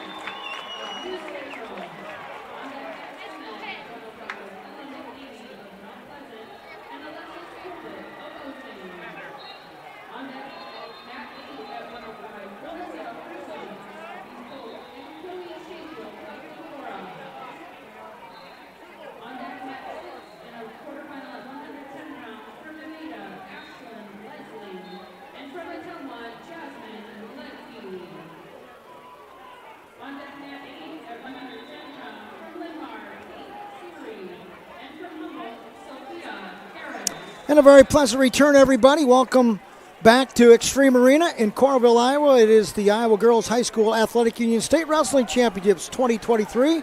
So very glad you've come to join us back underneath the microphone. I'm Benjamin Hupke and Sydney Bolin joining us again. And into your video monitors, mats 1, 2, 3, and 4. And we have got a couple quarterfinals for you on mats 3 and 4. Featuring the number 1 seed in Katie Biscaglia out of Raccoon River Northwest. And her opponent is Harley Tobin out of Algona. On mat 4, the other quarterfinal 100 pounds. And that is Greta Goodman out of Ames, and she's tangling with Mariah Michaels out of North Central. So a couple championship quarterfinals on 3 and 4. And your consolation round number 3 on mats 1 and 2.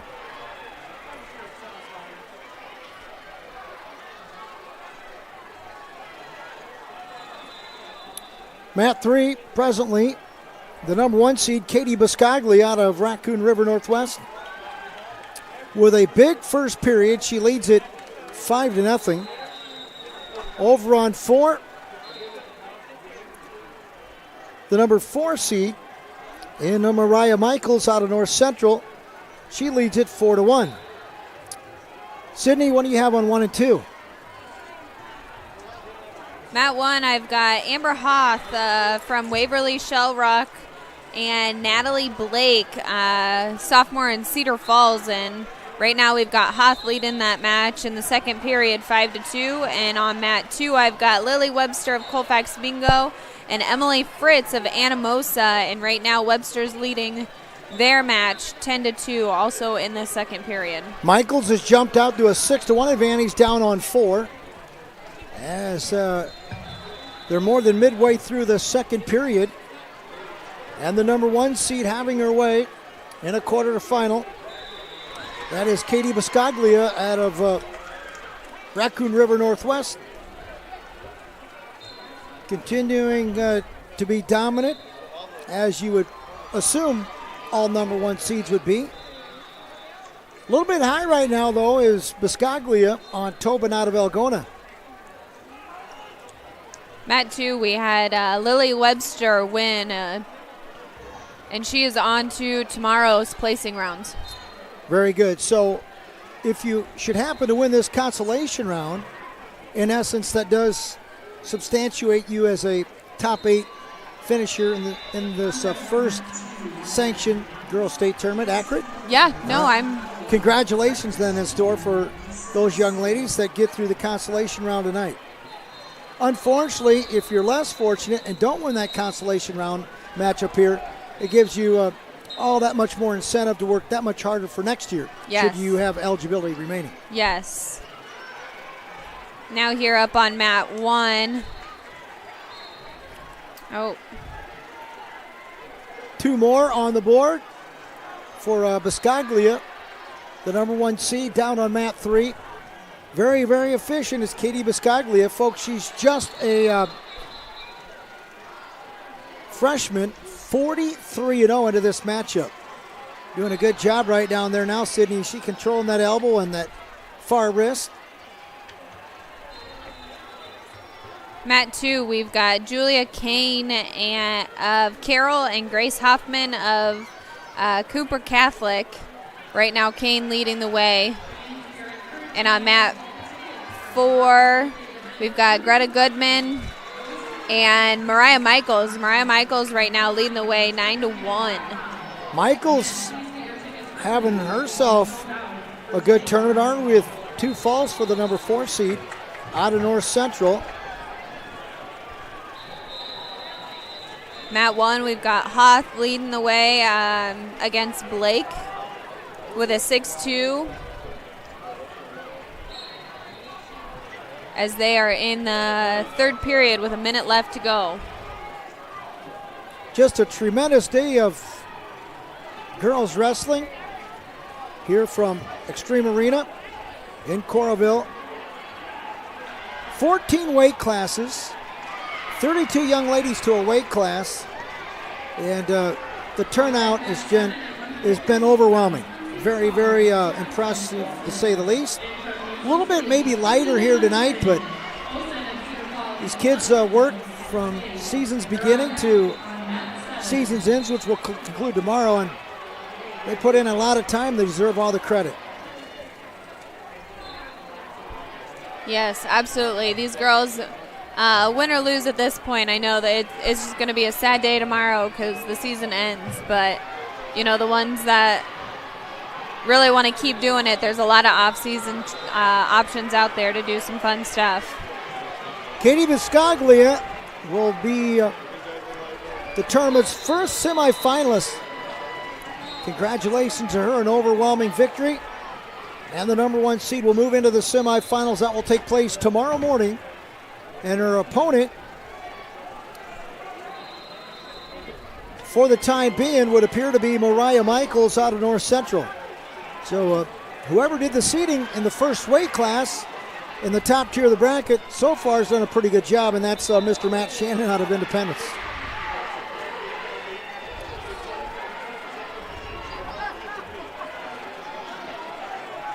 We're going to get a new match here on mat 1. We had Hoth win over Blake in the consolation round. And we've got some exciting movement over on mat 2. We've got Julia Kane up 8-3 against Hoffman. Mat 1, we've got Jersey Schultz out of Alburnett and Ava Gannon of DCG for your 105 consolation round. At 105, the number 1 seed, this young lady, dynamite. Jillian Worthen out of Union LaPorte City. Undefeated, 25-0, and she's already got herself off to a quick start with a nice high crotch series. She got a takedown. She's going to work on that near rest on the left side of her opponent. And that is Cedar Fall Tiger freshman Lauren Witt. Look at that, going down to an underhook. Very familiar is Worthen. She spent a lot of time on the mat. And it shows just by really the mechanics, the tools that she's orchestrating from the neutral position. Look at that nice double leg. Head to the outside, going to try to drive her out of bounds, and no change. Go mat ahead, 1, Sid. we had Gannon with the fall in mat 1.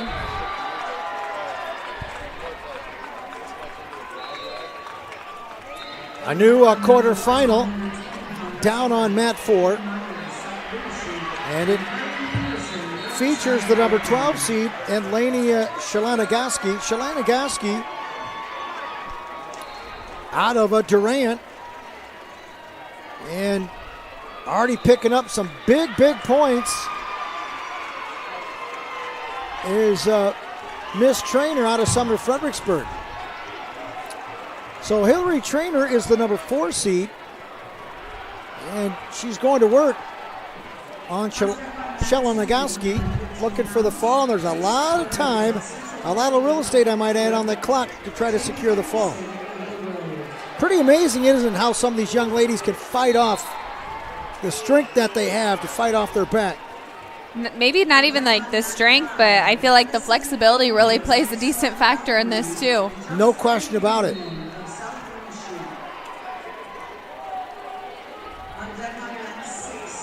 On mat 1 here, we got Casey Miller of Western Iowa and Lila Sheehan out of Mason City right now, with Sheehan leading the way.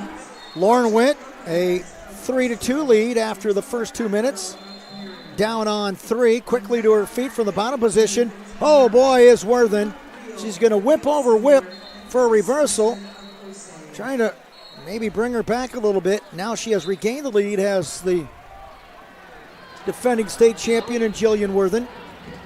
She now leads 5-3. So it wasn't just a reversal, it was an escape and a takedown, according to our guy in the officiating outfit down there.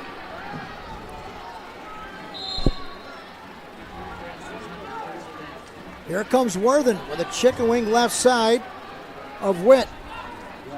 She's going to go half to the other side. That and looks nice. Looks tight, doesn't it? Yes, it does. There it is. The defending champion, just a sophomore, improves to 26-0, an impressive showing.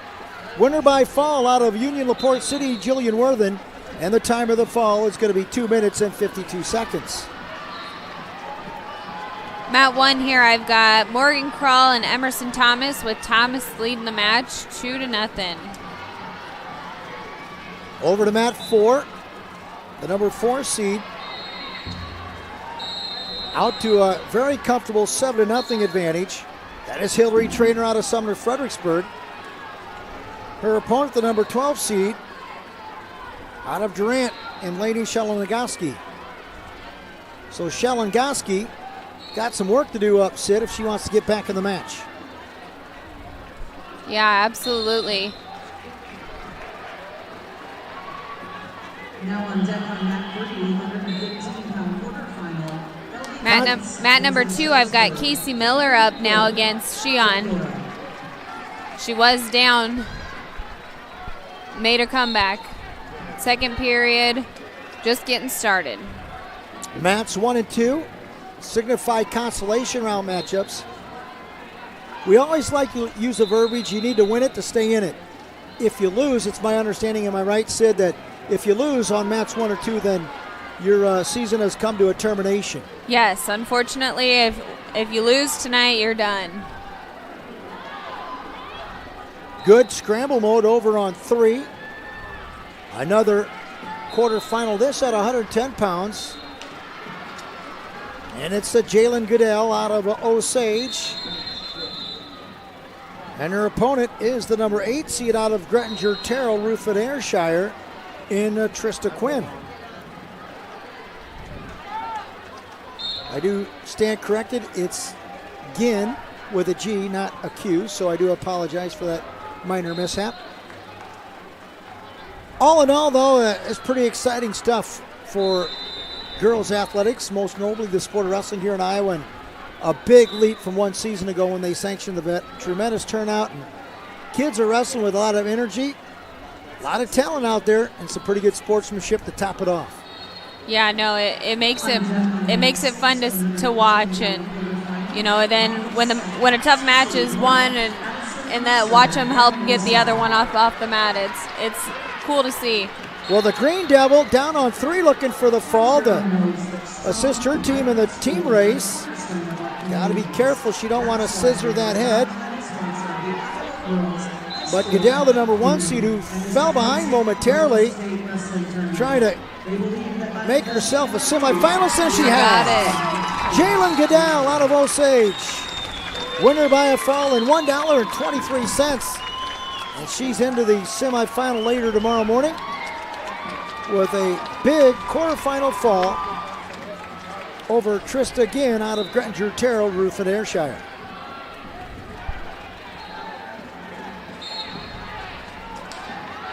Well, when we were here initially earlier today, we seen a lot of matches down on 1 that actually went the duration, and there's about 2 or 3 right in a row that went into sudden victory. One to the ultimate tiebreaker, but here tonight, a lot of these gals are making quick work of their opponents. Yes, no, absolutely. I kind of thought we'd see even maybe more go into that sudden victory, or for sure the last few seconds of that third period, and we really haven't seen too much of it. We've seen a lot of still pins, in that first and second period. Trainer in her quarterfinal matchup with Shelengowski out of Durant leads it 7-3, down inside the 40-second mark, third and final period. And there's going to be 2 more for Trainer. Now just playing the takedown game. Take him down, let him up. Sometimes that works, Sid, sometimes it doesn't. Yeah, definitely. And you hope if you let him up, you definitely need to make sure you're the one taken back down. Well, there's another takedown for the number 4 seed, Hillary Trainer, and with that, a pretty dominating performance. She's going to win it in the end. Final tally 11-4, and she's got a date tomorrow morning with the number 1 seed in Jillian Worthen out of Union LaPorte City. We're going to focus back to 115 pounds, quarterfinal round matchup. The number 12 seed out of Vinton Shellsburg, she's just a sophomore, Ellie Weaves. And the number 20 seed, who got one of the tournament's big upsets, I might add, and Kamina Munson out of Mason City.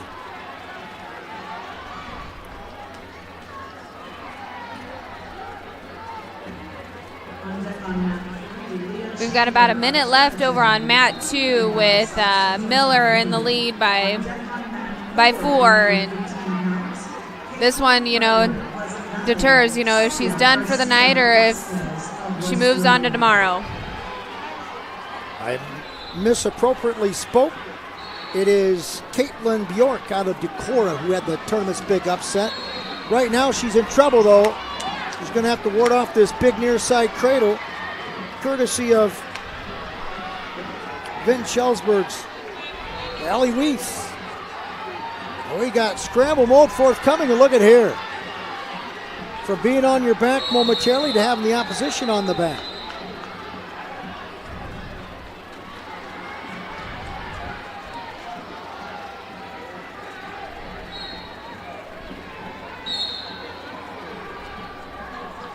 Things are flying around down on 3. You'd think it'd be more than a 2-2 score, but that's what the scoreboard equals. So a good tussle down on 3 between Wheats and Bjork. Down on mat 4. A pair of Walmack opponents, and Kirby from Williamsburg and Swenson from Vinton Schellsburg, and what is it, 2-0 Vicat advantage. On mat 2, we had Crawl from Independence pull off the win. Oh, my apologies. Correction there. Miller from Western Iowa, mat 2, pulled off the win. Mat 1, we've got Thomas leading the way 4-1 against Crawl from Independence. Good action from the bottom position for Allie Wheats, a sophomore out of Vinton Schellsburg. Big points. A reversal for 2 and 3 near fall criteria satisfied, so now a 7-2 lead as she laces in a cradle looking for the fall over Bjork. Going to have 3 more to her credit. Oh, they're just going to give 2. 9-2. So Weeds, since the inception of the second period, has rallied off 7 straight points.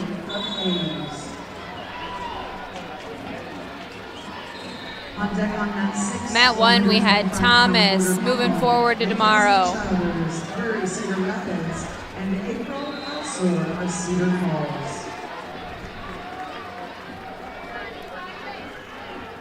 Moving right through our championship quarterfinal round on mats 3 and 4. Consolation round 3 on mats 1 and 2 into your video monitor. Currently on mat 2 for Consolation at 1:15, we have Reese Burns, Central Community, and Jamie Anderson of Eagle Grove, with Anderson right now leading 5-2. And mat 1, we've got Kaden Meyer of South Windsheek and Carly Henderson of Riverside, Oakland for the 120 Consolation round on mat 1. We go to the third and final period, down on 3. What is a 9-2 Allie Wheatsley, the sophomore, amassed already 43 victories this year to 11 losses. Think of that. Close your eyes for a moment. That's 54 matches in a year. That's a lot of matches. That's a lot of wrestling. It's good, and you can tell. Her teammate on 4,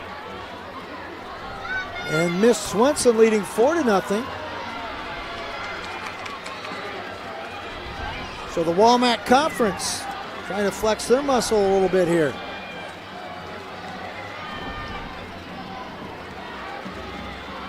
Two more. Nice reversal action by Wheat. She leads it now 11-2. Mat 2, we've got Anderson leading the way 9-2.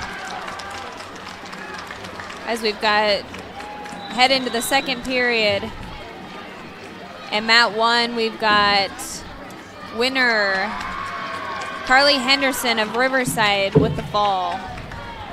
A lot of joy, a lot of smiles with the win, a lot of heartbreak, and a lot of tears with the loss, but irregardless if you win or lose, they're all still winners in our eyes. Yes, no, and I said earlier, you know, these girls, just being here at this tournament and them going out and wrestling is huge. They're making a really big impact on not just women's wrestling, but, you know, women's sports as a whole.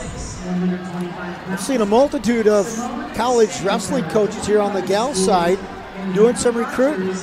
Jeff McGinnis, the former national champion at the University of Iowa, now the head mentor at Simpson, he's here, and Brady Kiner, the new acquired head women's coach at Wartburg College, he's here as well. A lot of women college wrestling coaches here taking in the sights, doing some recruiting, and for good reason. There's a lot of talent from young to old, meaning from freshmen to seniors here, and this is only going to get richer here in the state of Iowa.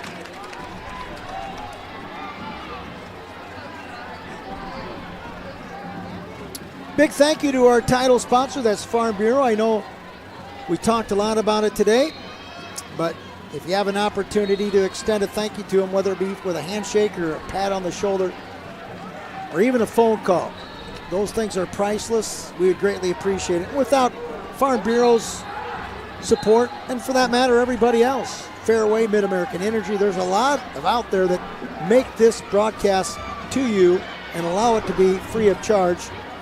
Show them your gratitude with just a simple thank you. That doesn't cost a lot of money to do that, to pick up the phone. Right, yeah, no. Definitely, and it's much appreciated by whoever you're calling. Big first period, and she never looked back. Winner and heading to the semifinals is Vinton-Shellsburg sophomore Ellie Weeks. Matt 11-4 winner.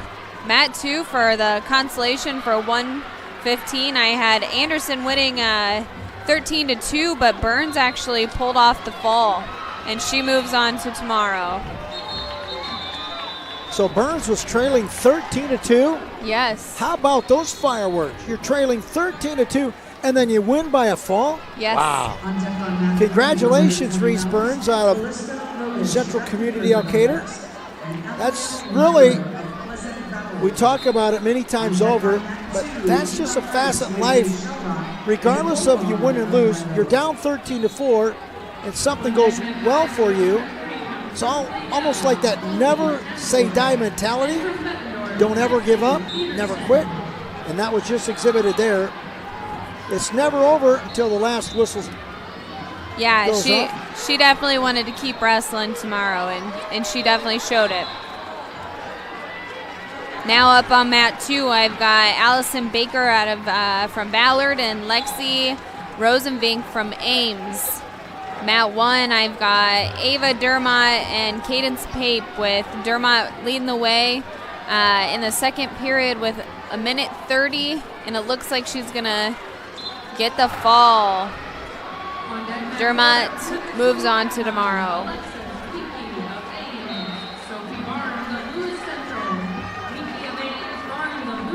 Down on mat 4. This is going to be Caitlin Ryder out of Pleasant Valley. And for West Liberty, this is Sylvia Garcia Vasquez. So it's the number 3 and 6 seeded young ladies in the state of Iowa, 115 pounds, down on 3. Down on 4, looking for a quick fall. Or rather on mat 3, that's Chandler out of Sheridan.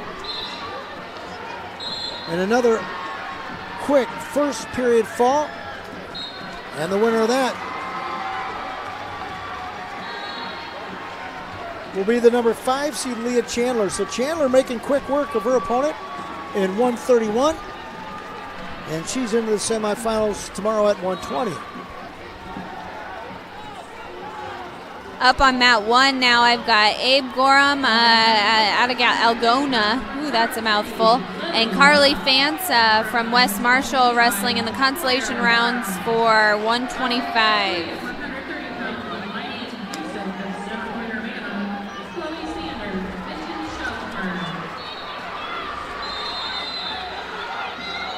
Got a new matchup down on mat number 3. Quarterfinal at 120. The number 7 seed out of Raccoon River Northwest. This is Callista Radish. And representing Pleasant Valley is the number 2 seed in Abigail Meyer. Looking for a fall over there on mat 3.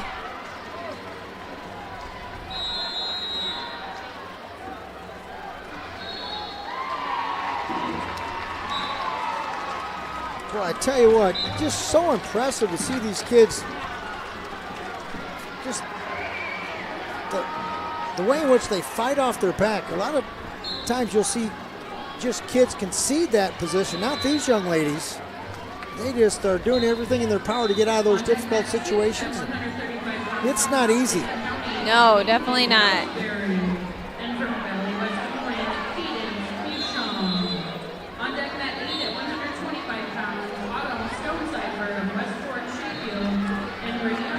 Once again, another outstanding turnout in the evening session.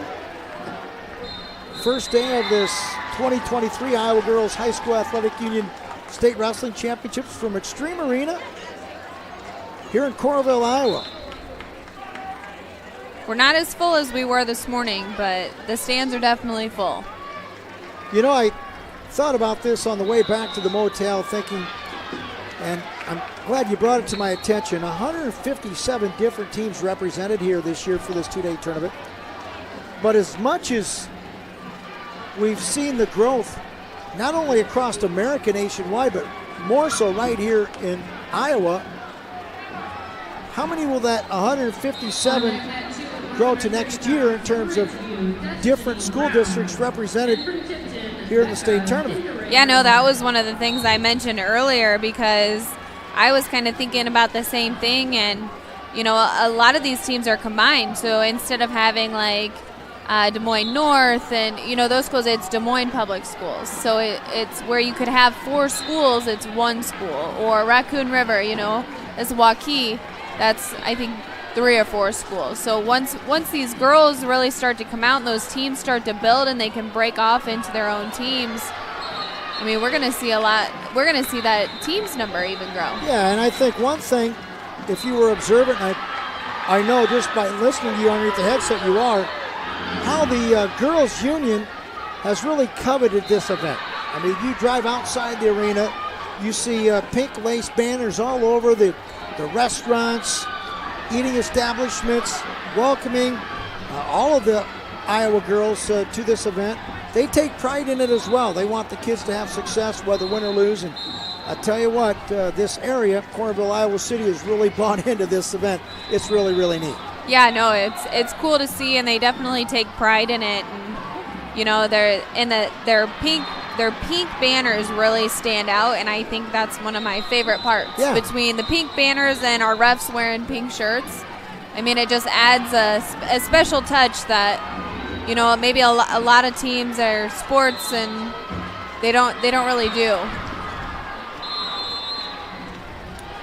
Yeah, that famous motto, once a girl, always a girl, it just really it sticks with you, and it kind of makes your hair kind of just stick up off your hands, because really and truly this is something that was a long time coming, but now that it's here, you say to yourself, wow.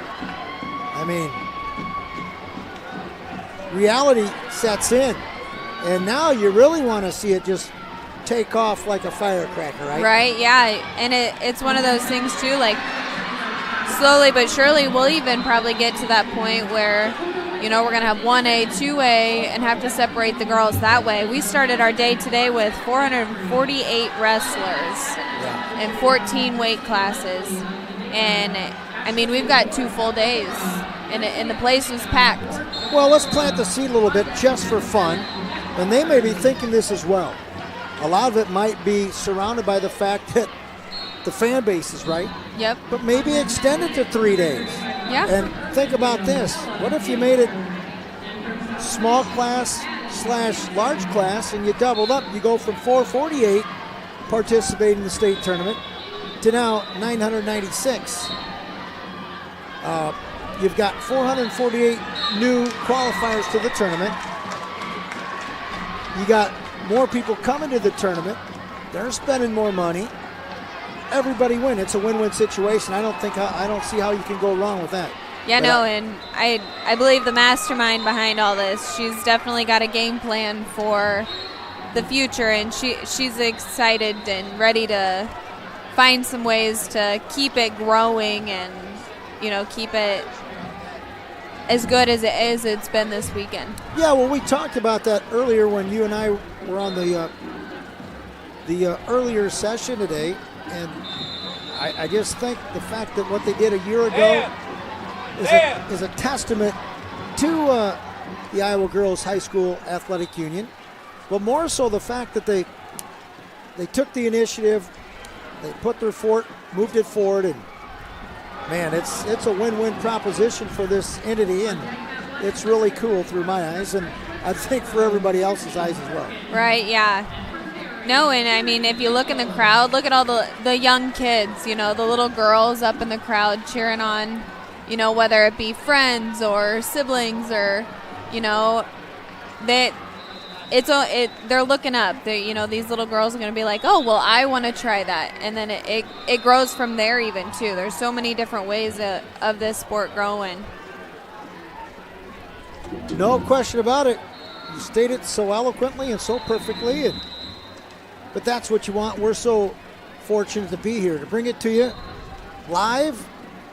You're seeing it live. If you're unfortunate you can't be here, the nice thing about it doesn't cost you a penny, thanks to our generous pocketbooks of our title sponsor, Iowa Farm Bureau, the likes as well as Mid-American Energy and Fairway. Thank you to all those outstanding businesses. We greatly appreciate it. Well, back to more wrestling. Over on mat 3, it is going to be a quarterfinal at 130 pounds. And the number 2 seed out of Vinton-Schellsburg and Chloe Sanders, 45-4. She's not even wrestled 4.5 minutes today. She's got 2 falls to her credit. She leads 1-0. That is just underway in the second period. And at 125 pounds,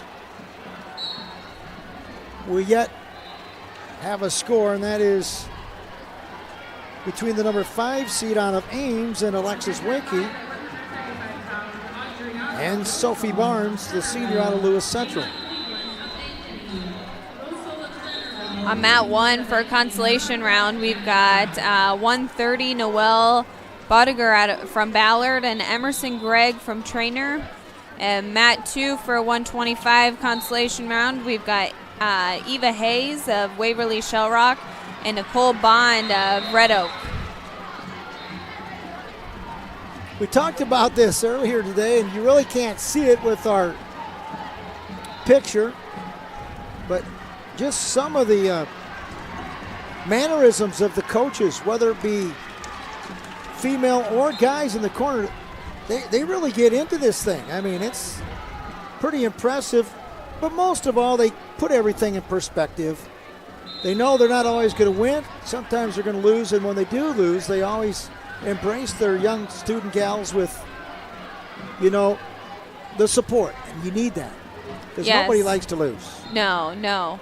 And, it's the athletes losing, but the coaches really feel for them. I know sometimes, they know that it's a tough match, and they wish maybe they could even get out on the mat and wrestle it for them, but it's in their hands, and they know that, so they do the best they can to stay in their chairs and coach to the best of their abilities, even though some of them get a little excited and end up maybe on the mat. I even saw a picture guy or a camera guy out there. He probably didn't get the best pictures because he was up dancing around and just as much as the coaches were. Good scramble down on mat 4. And Sophie Barnes saved by the end of the period. Initially a fall was called, but Alexis Winkie out of Ames, the junior, still able to secure 3 near fall criteria. And they're going to go to the second period in what is a 5-2 Alexis Winkie advantage. She's really working that spiral ride, trying to move it. Mat from 1. Left to right. Go ahead, Sid. Mat 1, I had Bodiger with the fall, and man, watching her walk off that mat and give somebody a hug, she's got some arms. I don't think I wish I had arms like that. I could do a million push-ups, and I don't think I could get arms like that. So Sophie Barnes, who dodged a major bullet, they had said that they thought there was a fall as time has expired. Our side official went to the main official. They said time was out. She was trailing 5-2. What'd she do? Gets a fall in the second period, and she's into the semifinals. Sophie Barnes out of Lewis Central. Having her way down on mat number 3. At 130 pounds. This is the number 2 seed in Chloe Sanders. Boy, this weight class at 130 has got some outstanding young ladies as competitors. The number 1 seed, Lily Luft, out of Charles City, is going to head to the University of Iowa. We've seen her earlier today. We don't see her here tonight. She's on probably the other side of the arena, but she's talented. But how about the gal that just finished up in Chloe Sanders, winner by a fall, and she moves into the semifinals tomorrow morning at 130 pounds.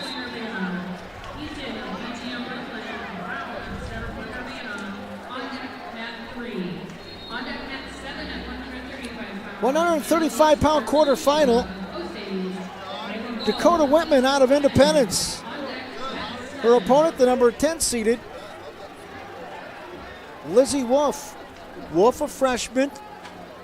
Whitman, a senior.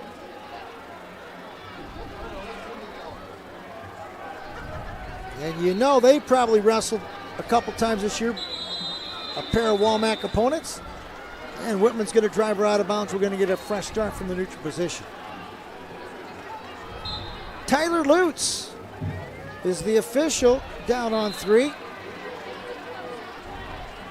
Multi-All-American at Wartburg College. Like to see those young guys get into officiating. You know what we need more of, and losing my name, but she's down on mat number 8 right now. She is an outstanding female official. In fact, so good that she does a lot of the young guys' meets across the state. But that's a part of this sport that I like to see grow. I think more women involved to get in and do some officiating. Sid, is that something you'd be interested in? You know, I don't know. Being a ref down on the mat, that's a lot. And the youth stuff and me helping with the youth stuff, they put up with a lot. Well, I'll tell you what, as an parents official, and coaches, and you better put an X on your ears. It's called, you better not have rabbit ears. Yeah. Otherwise, it's going to be difficult to do some referee input. You almost have to put earplugs in and zone in on the match and not worry about what anybody else says. But yeah, no, I've got lots of good relationships with a lot of those refs out there, and they're pretty awesome. But I definitely think I would struggle putting myself in their shoes and getting down on the mat like they do. I give them lots of kudos, especially our female ref. She does a wonderful job.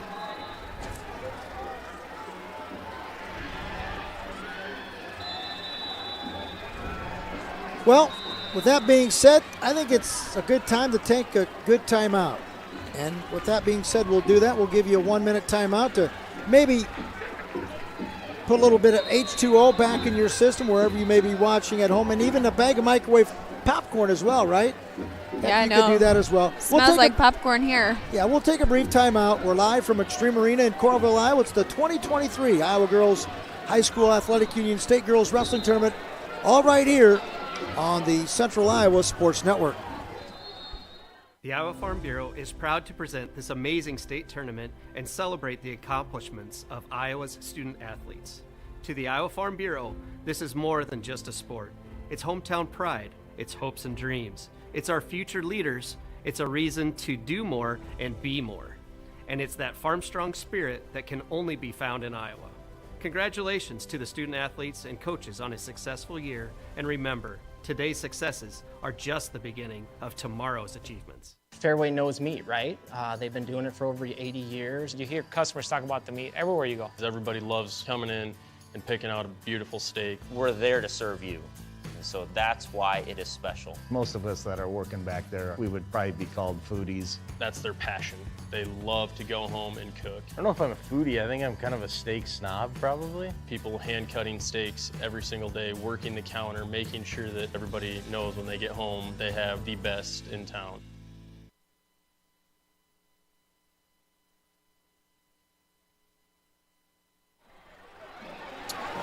And a very pleasant return to all of our wrestling enthusiasts across the great state of Iowa and across America for that matter. It is the evening session of the 2023 Iowa Girls High School Athletic Union State Wrestling Championships.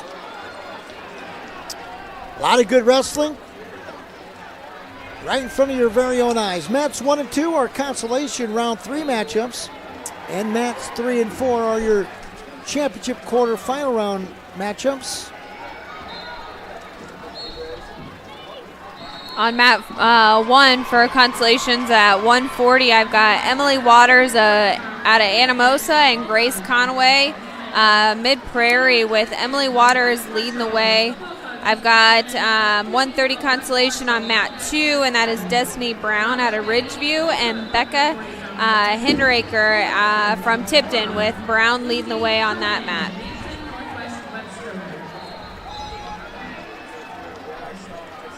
Down on 3, Dakota Whitman out for an escape.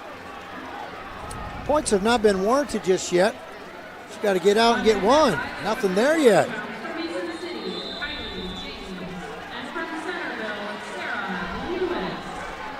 And they're not going to yield an escape there, is Mr. Tyler Lutz, our official. Whitman's choice to begin the third and final period, 2 minutes in duration, as she leads it 3-2.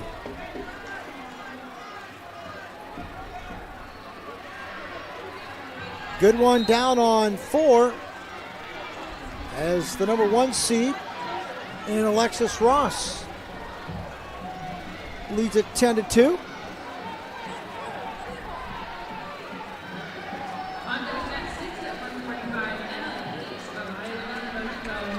Long extended shot down there by Wolf out of Benton Community.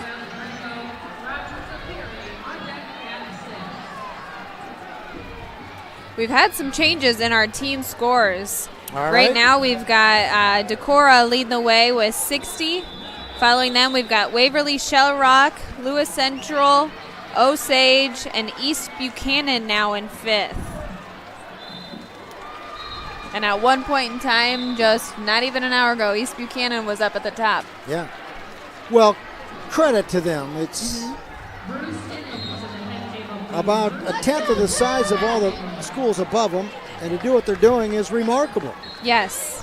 And that's really the thing about this sport is it is really an individual sport, but if you can put anywhere from 8 to 10 people in the state tournament, you really give yourself a great chance to be in the trophy hunt come the team point race. So. And it takes one girl. You know, last year I was coach down on the mat for Indianola, and they had one girl. This year I think they had more closer to 10 girls, and they had 2 make it to the state tournament. You know, it only takes one girl, and now that they've sanctioned it, the word's spreading, and you see it growing. Dakota Whitman just horsing over Wolf out of Benton Community, trying to get the fall in the closing seconds here, the third and final period. And she's got it. Dakota Whitman with the fall in 5 minutes and 58 seconds. And the senior for the Mustangs is into the semifinals at 135 pounds. Mat 1, I've got Cadence Bourne with the fall, moving on to tomorrow.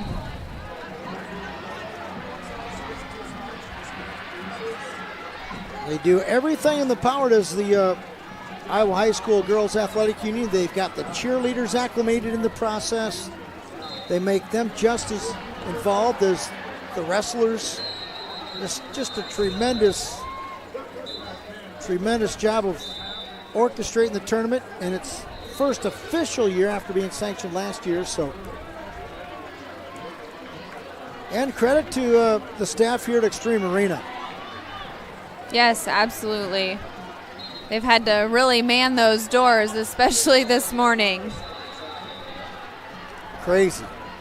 Down on mat 4, Kiara Jumesi out of Waverly Shell Rock with a takedown. She might have a pin.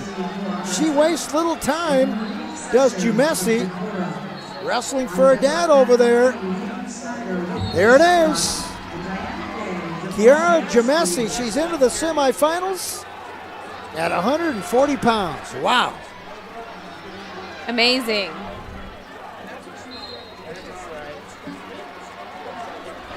And Jumesi was the young lady earlier we had today on mat 3 where she inadvertently had picked up an opponent and returned her to the mat. She was penalized a point for a slam, and fortunately for Jamesi, that opponent was able to continue. Had that opponent not been able to continue, then Jamesi unfortunately would have been on the wrong side of the score because she would have lost by disqualification.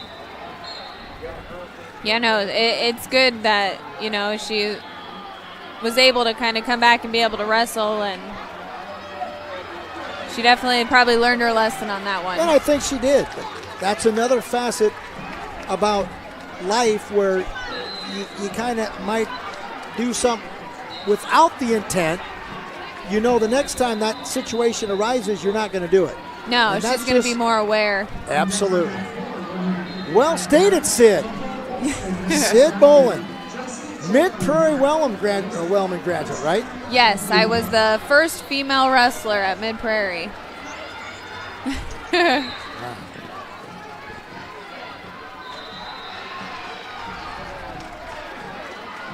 Well, we hope you've enjoyed the first day of coverage as much as we've really enjoyed bringing it to you. It's been a lot of fun. And even better than that, we'll be right back here tomorrow as well. Semifinals, consolation matches, championship finals tomorrow night, along with all your consolation finals tomorrow night. But we've got some feedback, some of it directed at me, and I appreciate that. And I learned my lesson, right? Right, so yes. It was brought to our attention. There's maybe a couple things we want to avoid when we're talking about. That's the only way you're going to become better at your profession. Yeah, no, just learning. You learn something every day. That's right.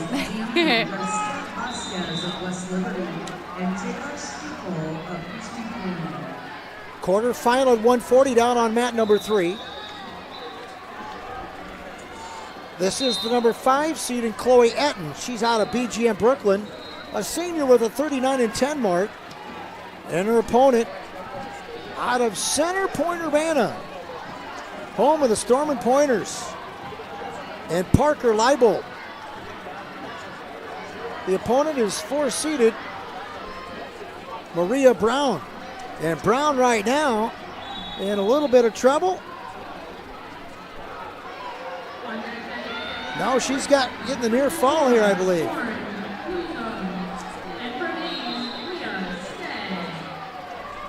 Yeah, Brown's on top with the cradle. Well, this will get the Storm & Pointers all excited. Straight up 380. He's got that locked in there pretty tight.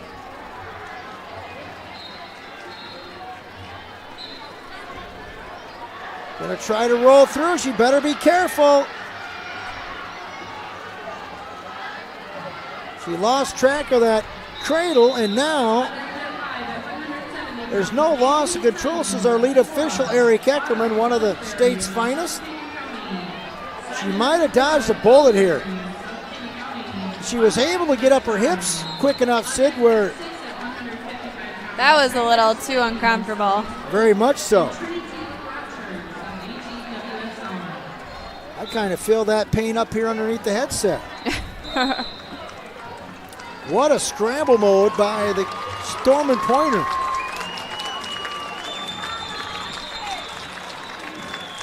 She's up, though. I mean, she was down 0-2, and now she's up by 1. 3-2 the advantage for the Storm & Pointers, number 4 seed, here at 140 pounds. Has there been a young lady that's really stood out to you here today? There's a lot of good ones. Molly Ellen from Underwood, Miss Slade from Southeast Polk. I know. Maybe that Lizzie Wolf is one that's kind of impressed me. You know, I just kind of seen her once, passed her on at like a random tournament and didn't really think much of it. And I had seen her, and she was listed as maybe one to watch. And it's been fun kind of watching her throughout the tournament. And being on the championship side of things. She caught your attention. Yes. Nothing even special. She just, something about her. I like. 1 and 2 featuring Bruce from Davenport, Harswick out of Gilbert, Olson from Charles City Mulder out of Della Center Grimes, and your championship quarterfinals on the bottom side of your video monitor. BGM and Center Point Urbana at 140, and Ridgeview and Logan Magnolia on mat 4.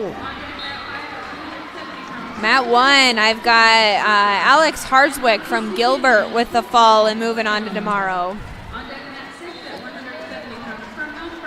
Mat 2, I got Elizabeth Olson of Charles City and Bella Mulder of Dallas Center Grimes right now. 2 and 2 with 45 seconds left in that second period.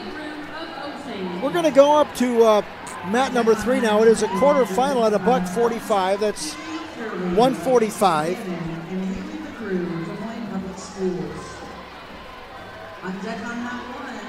And the number 3 seed in Hayden Snyder. She's a senior out of Waverly Charlotte. Her opponent, the number 11 seed, Diana Gale, out of the Des Moines public school system. You know, you bring that point up, right? So you think of a young lady like Miss Gale representing the Des Moines public schools, but at which point does each of the respective districts in the Des Moines Metro go off and branch off on their own? If you think about that, then that 157 team representation that is inkled here this year very well could be over 200 next season. Yeah, absolutely. And the Des Moines public schools, you know, it's cool to see these girls out here. I feel like there's a decent size of them, and I've seen quite a few of them wrestle pretty tough today, and they're on the front side of the back bracket, or they're still moving forward in the consolations. There's a pretty jubilant coach down on mat number 2, and I believe that's the father of the young lady that just wrestled. I think that's Coach Mulder. Pretty proud of his daughter, and it is. Always like to see the relationship between coach and athlete, right? Yes, yes. Whether it be a parent or not. Absolutely. You know, wrestling season, you're with your coaches every day, and some days it feels like it's all day.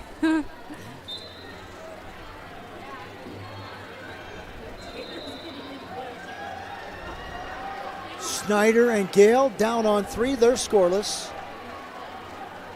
They're kind of getting a mixture of mat number 1. Pretty phenomenal what Mr. Tarpey has implemented here, though. It's very difficult, to say the least, especially to hone in on a mat, because you don't want to hone in too tight and then miss the action. But to cover all 8 mats, 1 through 4 on this particular broadcast, and mats 5 through 8 on the other side of the arena.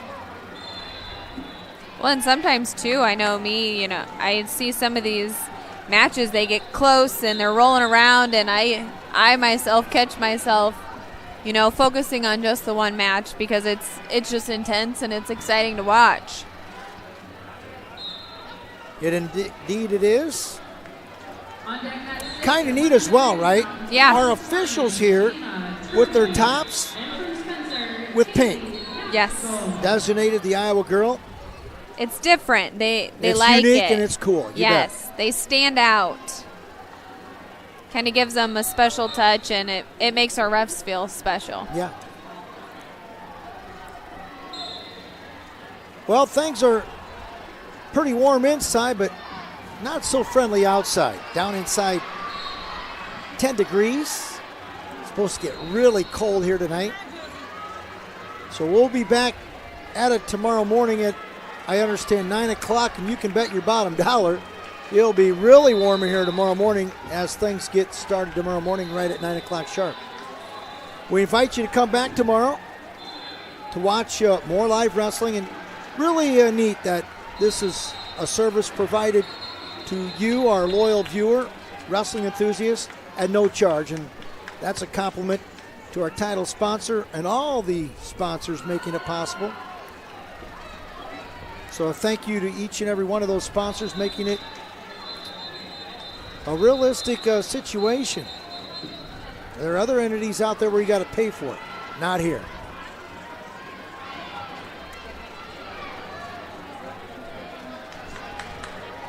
Snyder leads it 2-0 down on 3. Olsen and Jekyllin scoreless 1 minute in their championship quarterfinal down on 4.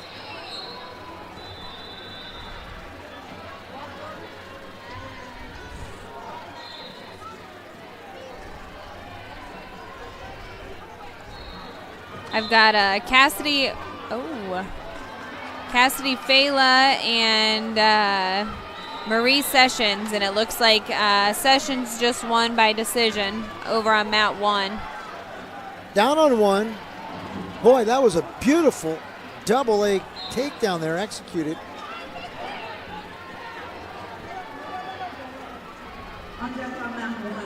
Now on mat 1, I've got Lauren Nichols and Claire Miller. Right now with Claire Miller out of Denison Shellswig winning 2-1. While on mat 2, I've got Donnie Garcia Vasquez and Taylor Stifle out of East Buchanan with Vasquez leading the way 2-0.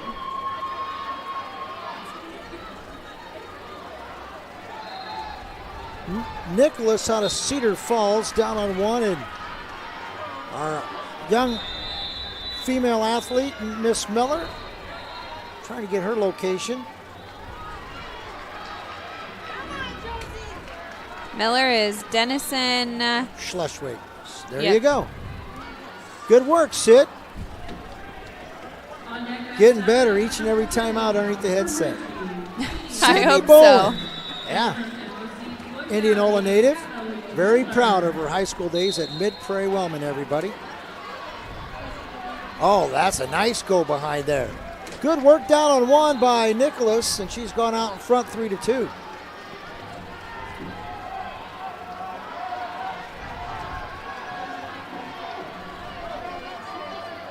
Over on mat 4, it looks like Olsen's trying to... Oh, she gave up on the cradle. I thought she was going to lock up a cradle there for a second.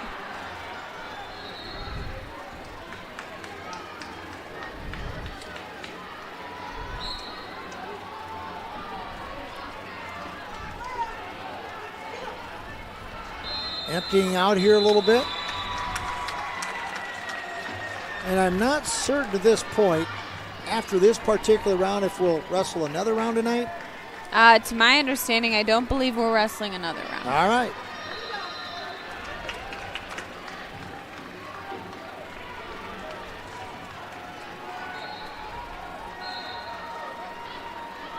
Well, it's been a tremendous day of wrestling here from Extreme Arena in Coralville. Been a lot of fun. It has been the fun. magic is in the air on the girls' side of the world's oldest and greatest sport. Sanctioned wrestling. It's their first sanctioned event. And it's only going to get better. Had a nice conversation with the Des Moines Register's outstanding beat writer for the sport of wrestling, and Cody Goodwin. He was just amazed at the first day turnout here. And pretty excited. Boy, Ellie Jabrock, the head coach for Cedar Falls, had a tremendous career wrestling for her dad at Ackley Geneva, Wellsburg Steamboat Rock. A tremendous hire by the Cedar Falls Community Schools, and she'll do a great job there. Yes. No, it's good to see, some of the girls that have a little bit of a wrestling background be in those corners and coach these girls. And I think we need more of that. Yes. I really do. And I think that will come. Yeah. As we got seniors leaving and, alumni, it's always fun to have the alumni back in the room in the corners cheering on the team that they wrestled for. And I think Jabrock was the Iowa Wrestling Coaches and Officials Association's Class 3A Coach of the Year.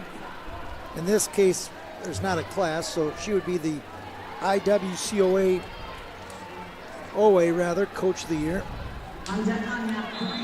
Might be her first year of coaching. Right, yeah, no, I definitely don't remember seeing this many women coaching at the tournament last year.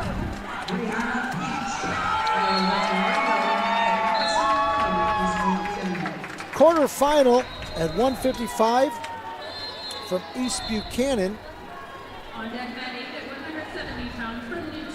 The number 3 seed in Keely Curley.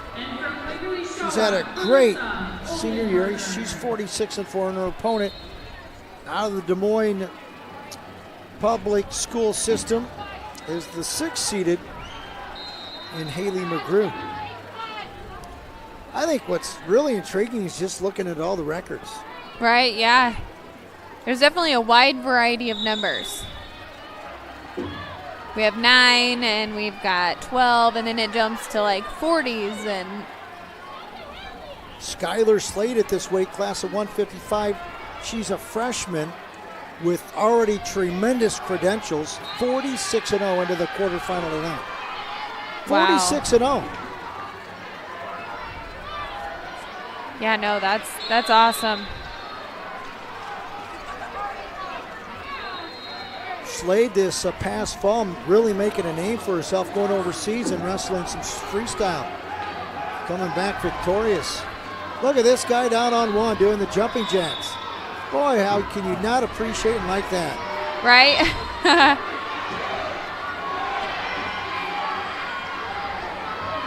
We need cameras on the coaches, and we'd be able to make reels of all of their dance moves. Well, there'd be some pretty nice moves to showcase, that's for sure.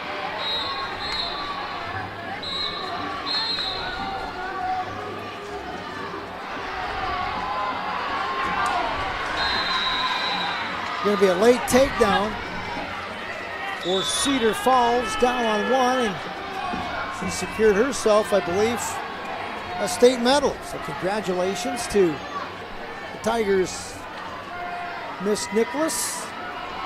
You like to see that. Shoulder all bandaged up. A lot of grit, a lot of toughness, and she's getting a lot of positive affirmation from her head coach, the Coach of the Year in the state of Iowa, Allie Jabron.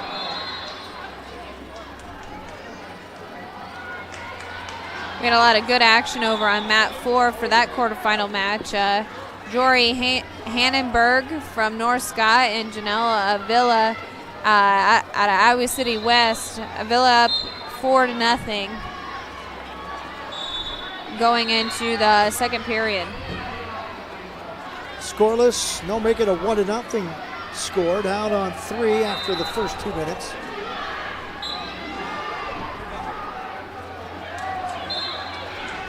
Three 2-minute periods. If you're tied after the first 3 periods, you go into what is a sudden victory 1-minute tiebreaker. You need to score to win. If you go scoreless during that time frame of 1 minute, then you go to a set of 30-second tiebreakers where both individual actually has the opportunity to go down. How about the love down there on mat 2? Yeah, we've got Brockovich from Cedar Rapids Prairie moving on tomorrow, and she's got quite the cheer group there over there for her.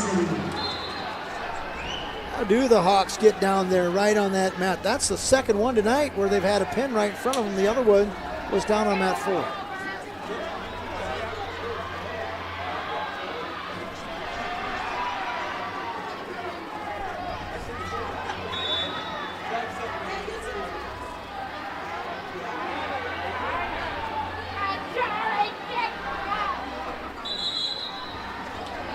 Mat 3, we've got a 1-1 tie in the second period with Caherly and McGrew. Tough match with 50 seconds left in the second period as East Buchanan's Avila, ooh. My bad. East Buchanan's Keely, these Curley. names. Yeah, Curley gets the takedown.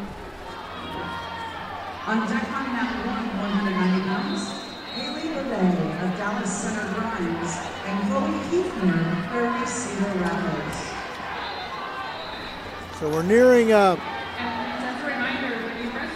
end of this session with, 4 other weight classes forthcoming.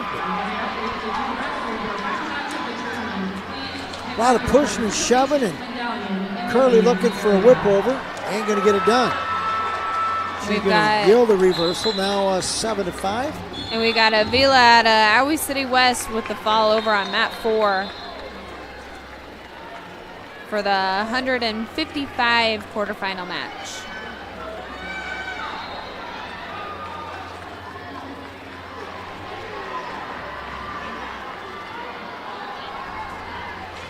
Trying to get the score ironed out, down on 3. I inadvertently said 7-3. It's 3-1. So I do apologize for that minor mishap. On deck on mat 4, Sid, you know, in the arena, you see a lot of seats, whether they be green or black, and then all of a sudden, some are yellow. Do you know what that's all about? I do not. I don't know if it's kind of like a marketing thing for when they have other events here or what. But yeah, no, I don't know what the different colored seats mean. For those that aren't aware, Extreme Arena, just newly built. It's the home of the University of Iowa volleyball program. Also serves host of the minor league hockey unit that is correlated with the team in the capital in Des Moines. So a lot of good things happening here in Extreme Arena. It's also been the venue for some tremendous world team trials as well. D3 Nationals was held here. They definitely like it as a wrestling venue for some They of do these. indeed. Yeah, for some of these outside tournaments, whether it be collegiate or high school or even youth.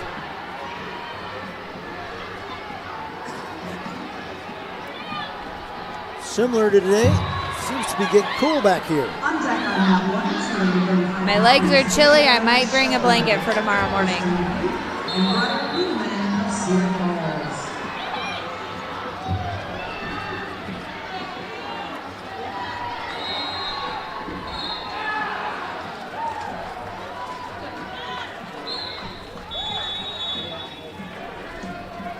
Mat 3 with about 30 seconds left in the match. Curley leading 3-2 for the quarterfinal match. And on mat 4, I've got Peach and Crumb in their first period. No one scored yet. Big fall down on 1. Western Dubuque gonna get a big fall. For Coach Danner, longtime high school coach, now switched over to the gal side. And boy, what a tremendous ambassador for these young ladies to look up to, and Tom Danner.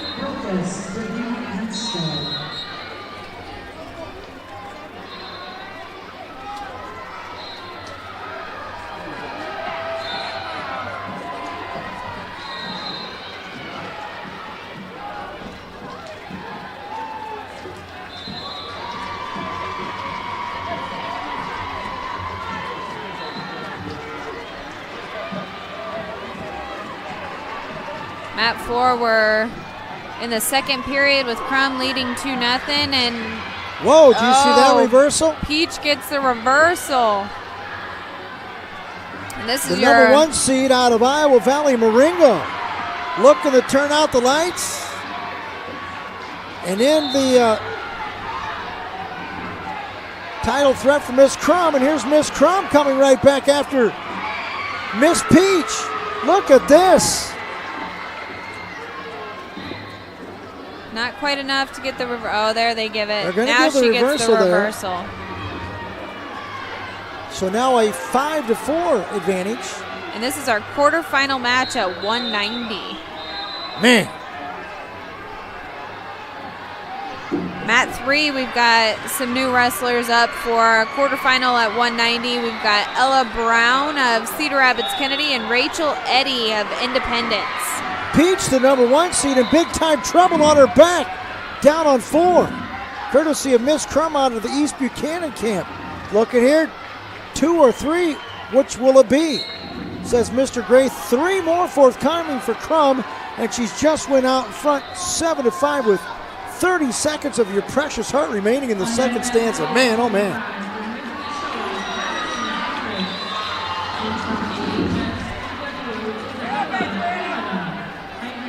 Mat 1, we're currently on 235 consolation round. We've got Adriana Shepard and Briar Ludman.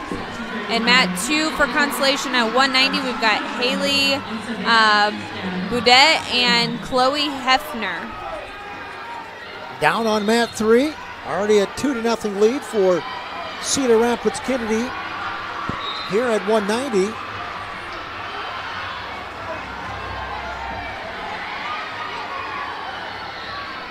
This is the 5th seed in Ella Brown. Out in front of Independence is Rachel Eddy, the 4th seed. And East Buchanan's going to continue to lead as they go into the 3rd period. 7-6.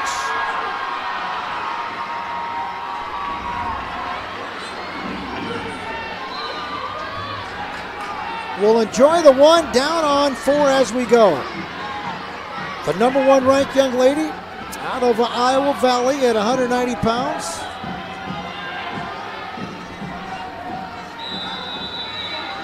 That is not 190, I do apologize.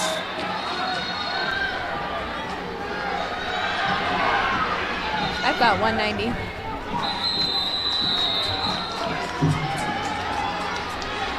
It is, I'm sorry. Peach is the number 3 seed. And the number 6 seed is Allison Crum. Tell you what, the eyesight not very good.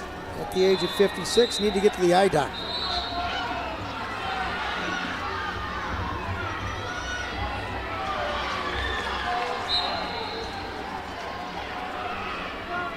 Good wrestling here, regardless of the weight class. There is a Peach, though I do know, however, it is at 145, Emma Peach. So it's got to be the sister here of Brianna Peach. Emma Peach, the number 1 seeded gal at 145. She was victorious tonight. Here, sister Brianna in a dogfight. It is 7-7. We go down inside that all-important 45-second mark down on mat 4. Peach trying to roll out a near wrist, trying to turn Crum. Boy, oh boy, putting the pressure on her. Looking to turn her, very close. Got the count.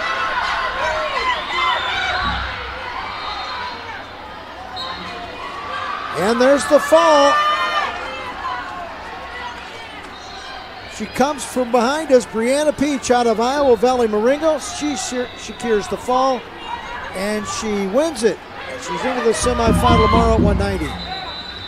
We got some enthusiastic, some passionate moms and dads, grandpas and grandmas to our immediate right. They're loving this. Yeah, we down got on 1. Close match for them down on mat 1. Adriana Shepard and that Briar Ludman with a close match in the second period, 4-3, Shepard leading. So mat 1 goes down inside that all-important 30-second mark.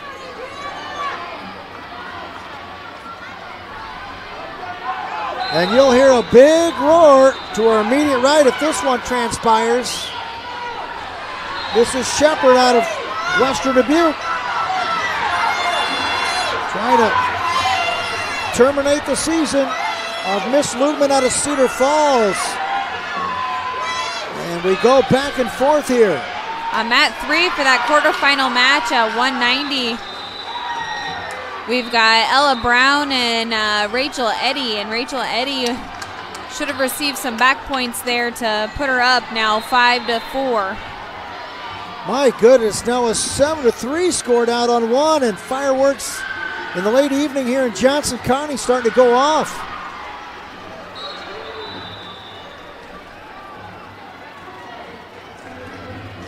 Really starting to pick up the tempo are these gals in the upper weights. Don't tell them they can't wrestle. We've seen some fireworks here. How about that lateral drop? Over down on 4. Are you kidding me? Wow. Looks like Armstrong on top. We've got Maybe another not. fall, crawling down on 2.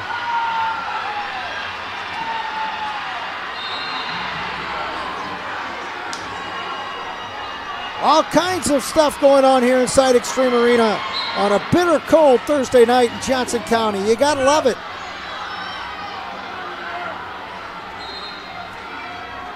So 3 more will be extended down on 2, making it a 7-0 lead for Prairie Cedar Rapids Miss Hefner.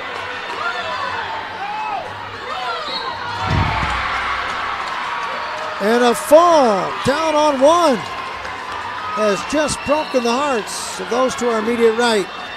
And a winner by fall down on 1 will be Cedar Falls and Miss Ludman. And oftentimes you don't like to see it, but always tough to lose. All the hard work they put in.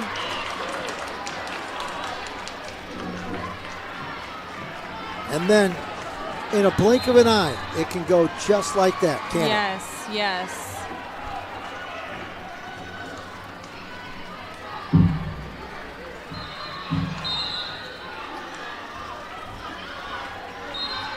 A whale of a matchup down on 3. Rachel Eddy, a little bit high with the legs in, might be in a little bit of trouble. Got to get her hips up.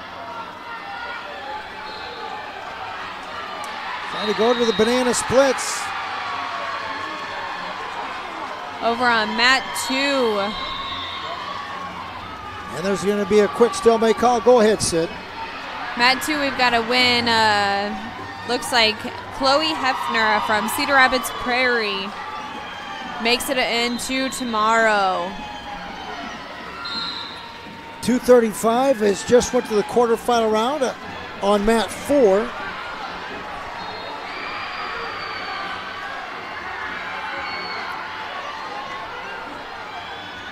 Scramble mode coming down on 3, down inside a dime. That's 10 seconds. No points just yet. Wow. Very close to being points. Eddie might be in a little bit of trouble.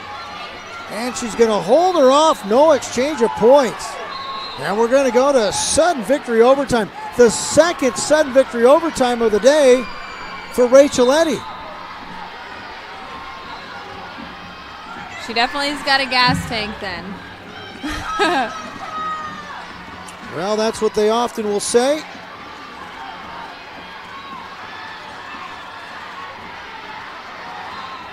We hope you're enjoying the 2023 Iowa Girls High School Athletic Union State Wrestling Tournament.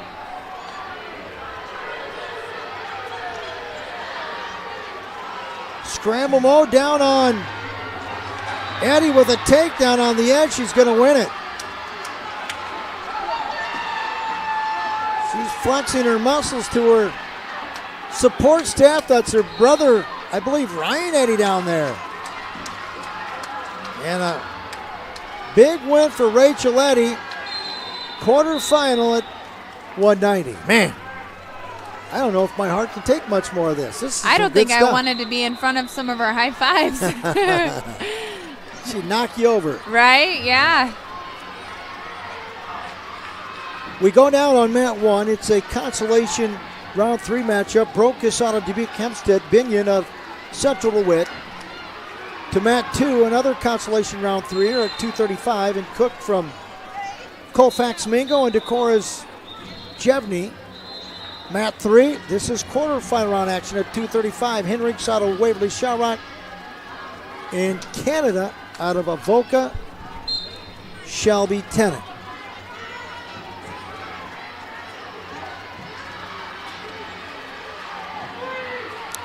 Well, how have you enjoyed your first day underneath the microphone at a pretty big venue, the Iowa High School Girls Athletic Union State Wrestling Championships?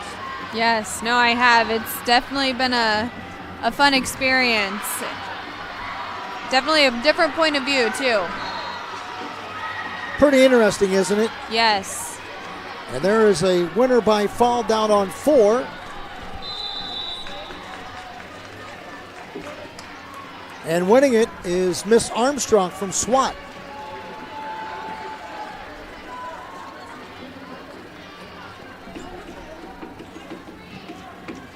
So just 3 matches remaining here tonight.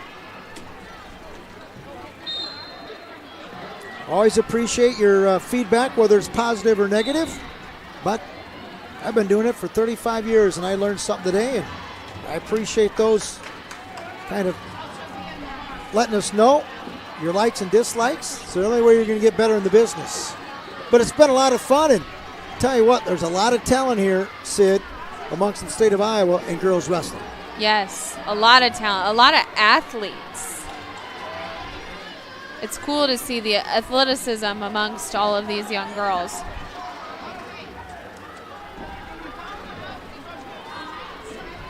Updated team scores following this round. 5th is Osage with 55. 4th, Lewis Central with 63. Waverly Shell Rock is 3rd with 69. 2nd, East Buchanan with 72. And atop the leaderboard to this point, it is Decorah with 79. Now, with all that being said, Waverly Shell Rock has got a quarterfinalist down on 3 in a 0-0 match. Decorah, conversely, is in a consolation round 3 matchup. They need to win to stay in. Good stuff here from Extreme Arena in Coralville. Yes, yes. And we hope and pray you'll come back and join us tomorrow at 9 o'clock sharp. And once again, more significantly than other, it is free. Look at the Go-Hawk here. Looking for the fall down on 3 is Henricks. Might be all she wrote if she can tee it up here. Good work. And she goes out in front 3-0. Whoa, she got a little bit high. But just right there, you talked about the athleticism. Yeah. There's some pretty good athleticism there. She's got herself in trouble. She'll get reversed to her back. Well, Henricks, courtesy of Canada. And now it's a 3-2 score. There's an example of, someone scoring off a little mistake. Those little mistakes could cost you a lot.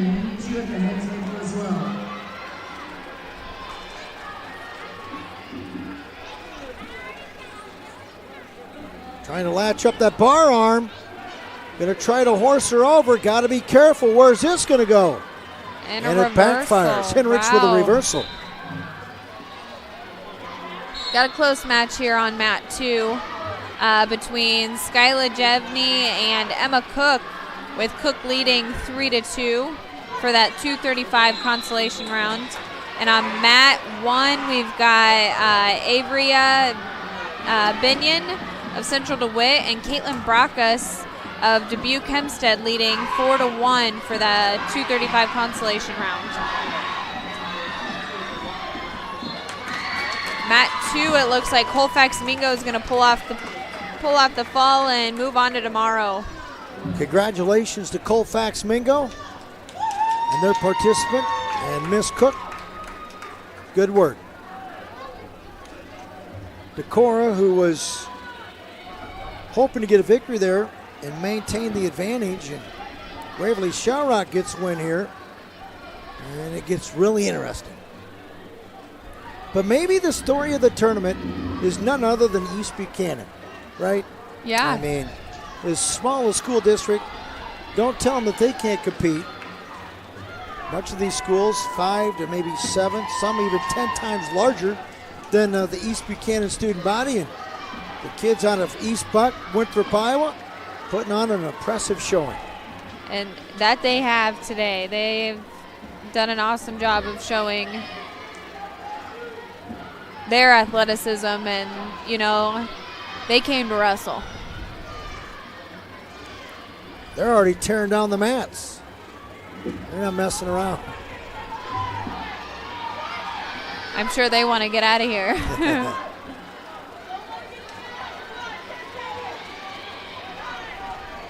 Now, my eyesight, Sid, not very good at the age of 56, but maybe you can better assist me. The tape down there is pink, is it not?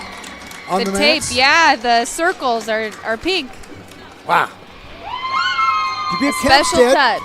You're going to get a victory, courtesy of Miss Brokus. And we have one match remaining here tonight. That's down on mat number 3.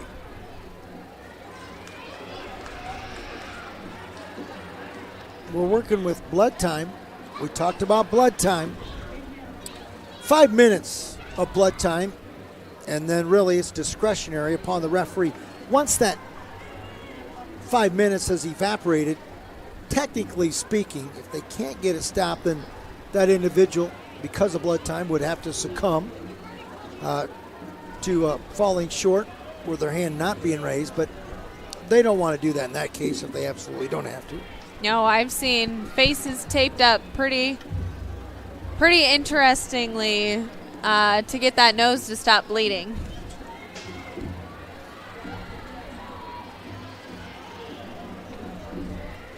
So once they stop the bleeding, then they terminate the clock from going the other way. And boy, I tell you what, trying to keep the cough from not coming up, difficult. Anyway, all the fan bases continue to clear out of here.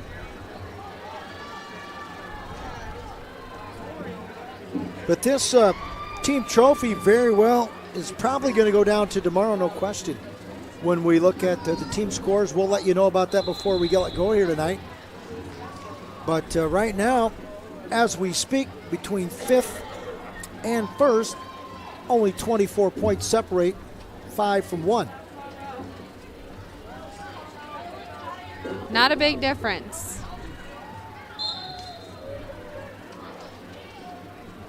Get going again in the third period on mat 3.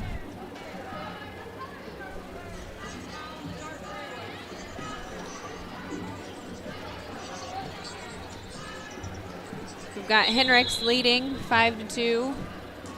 We're going to stop again for blood time. It's always the last match. There you go. Always. I apologize for that intermittent cough. But you know what? There's a lot of validity when you say that. And all the experience I've had at the Division I level, whether it be on ESPN or wherever, that's the case. You're sitting underneath the microphone. There's one match remaining, and it's always something. Blood time, injury. But the thing about it is you want to make it right. You want to do it right. Safety is the number one issue here. And you want to take care of the kids out there as much as you can. And once again, you see our official down there waving off the blood time because of all things, that's the last thing that the official wants to be the determining factor is exhausting that blood time. Yeah, exactly. Especially in a state quarterfinal match. Absolutely. And even for that matter, an opening round matchup. You do not want blood time to be the determining factor in the outcome of a match.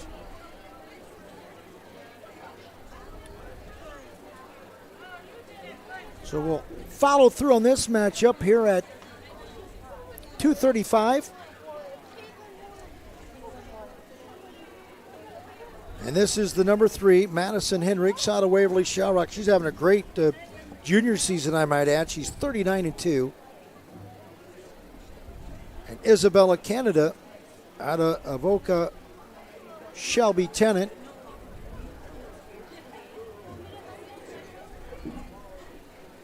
Trying to dry up all of the cleanup material. And now Canada's going to have to go back and... Got Got to clear her throat. There you go. Very important. You need to clear your throat. We're back underway in our final 142 here of our first day of competition of the 2023 Iowa Girls High School Athletic Union State Girls Wrestling Tournament. Man, it's been a lot of fun. We hope you've enjoyed it today. It's been a lot of fun. It's been a treat. And we'll be right back here tomorrow. We hope that you would join us for a second consecutive day of observation. We begin at 9 o'clock sharp tomorrow morning. Henrik's trying to just try up, slow down maybe Canada a little bit.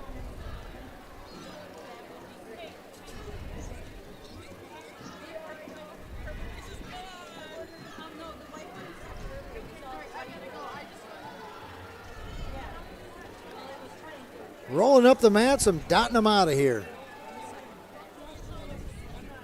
What a great job by this crew setting up the tournament. Like you said, they're wasting a little time. They probably got something other planned here later tonight.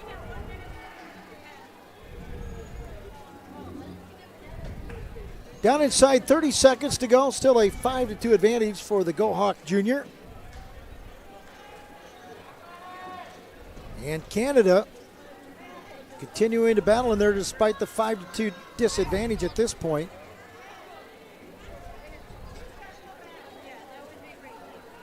We got 10 seconds here for her to score. She's going to take a long extended shot. Good defense there exhibited by Henriks. And she'll do enough to win the matchup. Blood comes out again. It doesn't matter, though. Time has done itself in. And your winner, courtesy of a 5-2 decision, the number 3 seed Madison Henriks. We're going to take a real quick 1-minute timeout. We'll come back after that and wrap it all up. This is the 2023 Iowa Girls High School Athletic Union State Girls Wrestling Championships from Extreme Arena right here on CISN. In Iowa, we all play by the same rules. Hard work pays off, practice makes perfect, success is something you earn, and teamwork helps us all be winners.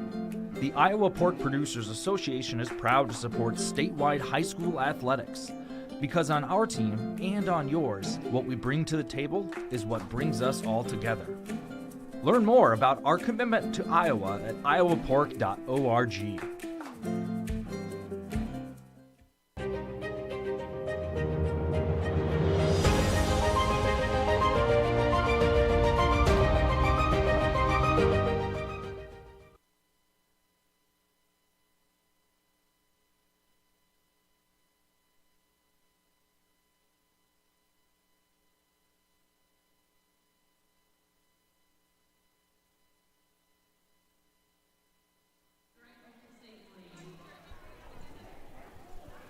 And a very pleasant return as we close out day number 1 from Extreme Arena here in Coralville. That's the 2023 Iowa Girls High School Athletic Union State Wrestling Tournament.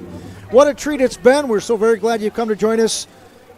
Sid, it was a lot of fun working with you. Your thoughts of the first day of competition from the first sanctioned tournament is something that you've always dreamed about, but really a great exhibition, a great show by all these young ladies today. Win or lose, they're all champions through our eyes. Your thoughts after the first day of competition?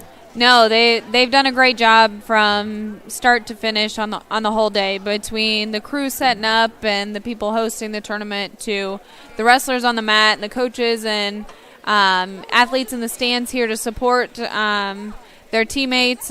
It's been a fun day, and I don't know about you, but I myself even feel a little excited to get on the mat, even though I really don't need to be on the mat. I'm excited. I'm already looking forward to tomorrow and some good matches. Obviously, I need to get some good night's sleep so I can speak nicely for everybody tomorrow. But I'm excited. There's a lot of potential going into the placing rounds tomorrow, and it's going to be fun. It's going to be a fun day. You did a outstanding job considering it was your first time underneath the microphone. I offer you the best of encouragement. Continue to do it, because you have got a lot of tools. Will make you an outstanding broadcaster, and we need more people like you in the female sector to come out here and let people know how important it is to support girls wrestling. But today you did a great job on day one, and look forward to seeing you right back here tomorrow. Yes, no, excited to chat with you guys tomorrow too. Top 5 scores entering tomorrow's competition. 5th is Osage with 55. Lewis Central 4th with 63. East Buchanan 72. That's good for 3rd. Waverly Shell Rock with that victory by Henriks at 235 jumps up to 2nd with 74. And your leader after day one of this 2023 Iowa Girls High School Athletic Union State Wrestling Championship, it's Decorah with 82 points. For Sydney Bolin on the side, everybody involved in the broadcast today, I'm Benjamin Hupke bidding you a very safe and enjoyable evening. Hope you'll come back and join us tomorrow for day 2 of this 2023 prestigious event. Be right back here tomorrow on CISN at 9 o'clock sharp. Good night, everybody.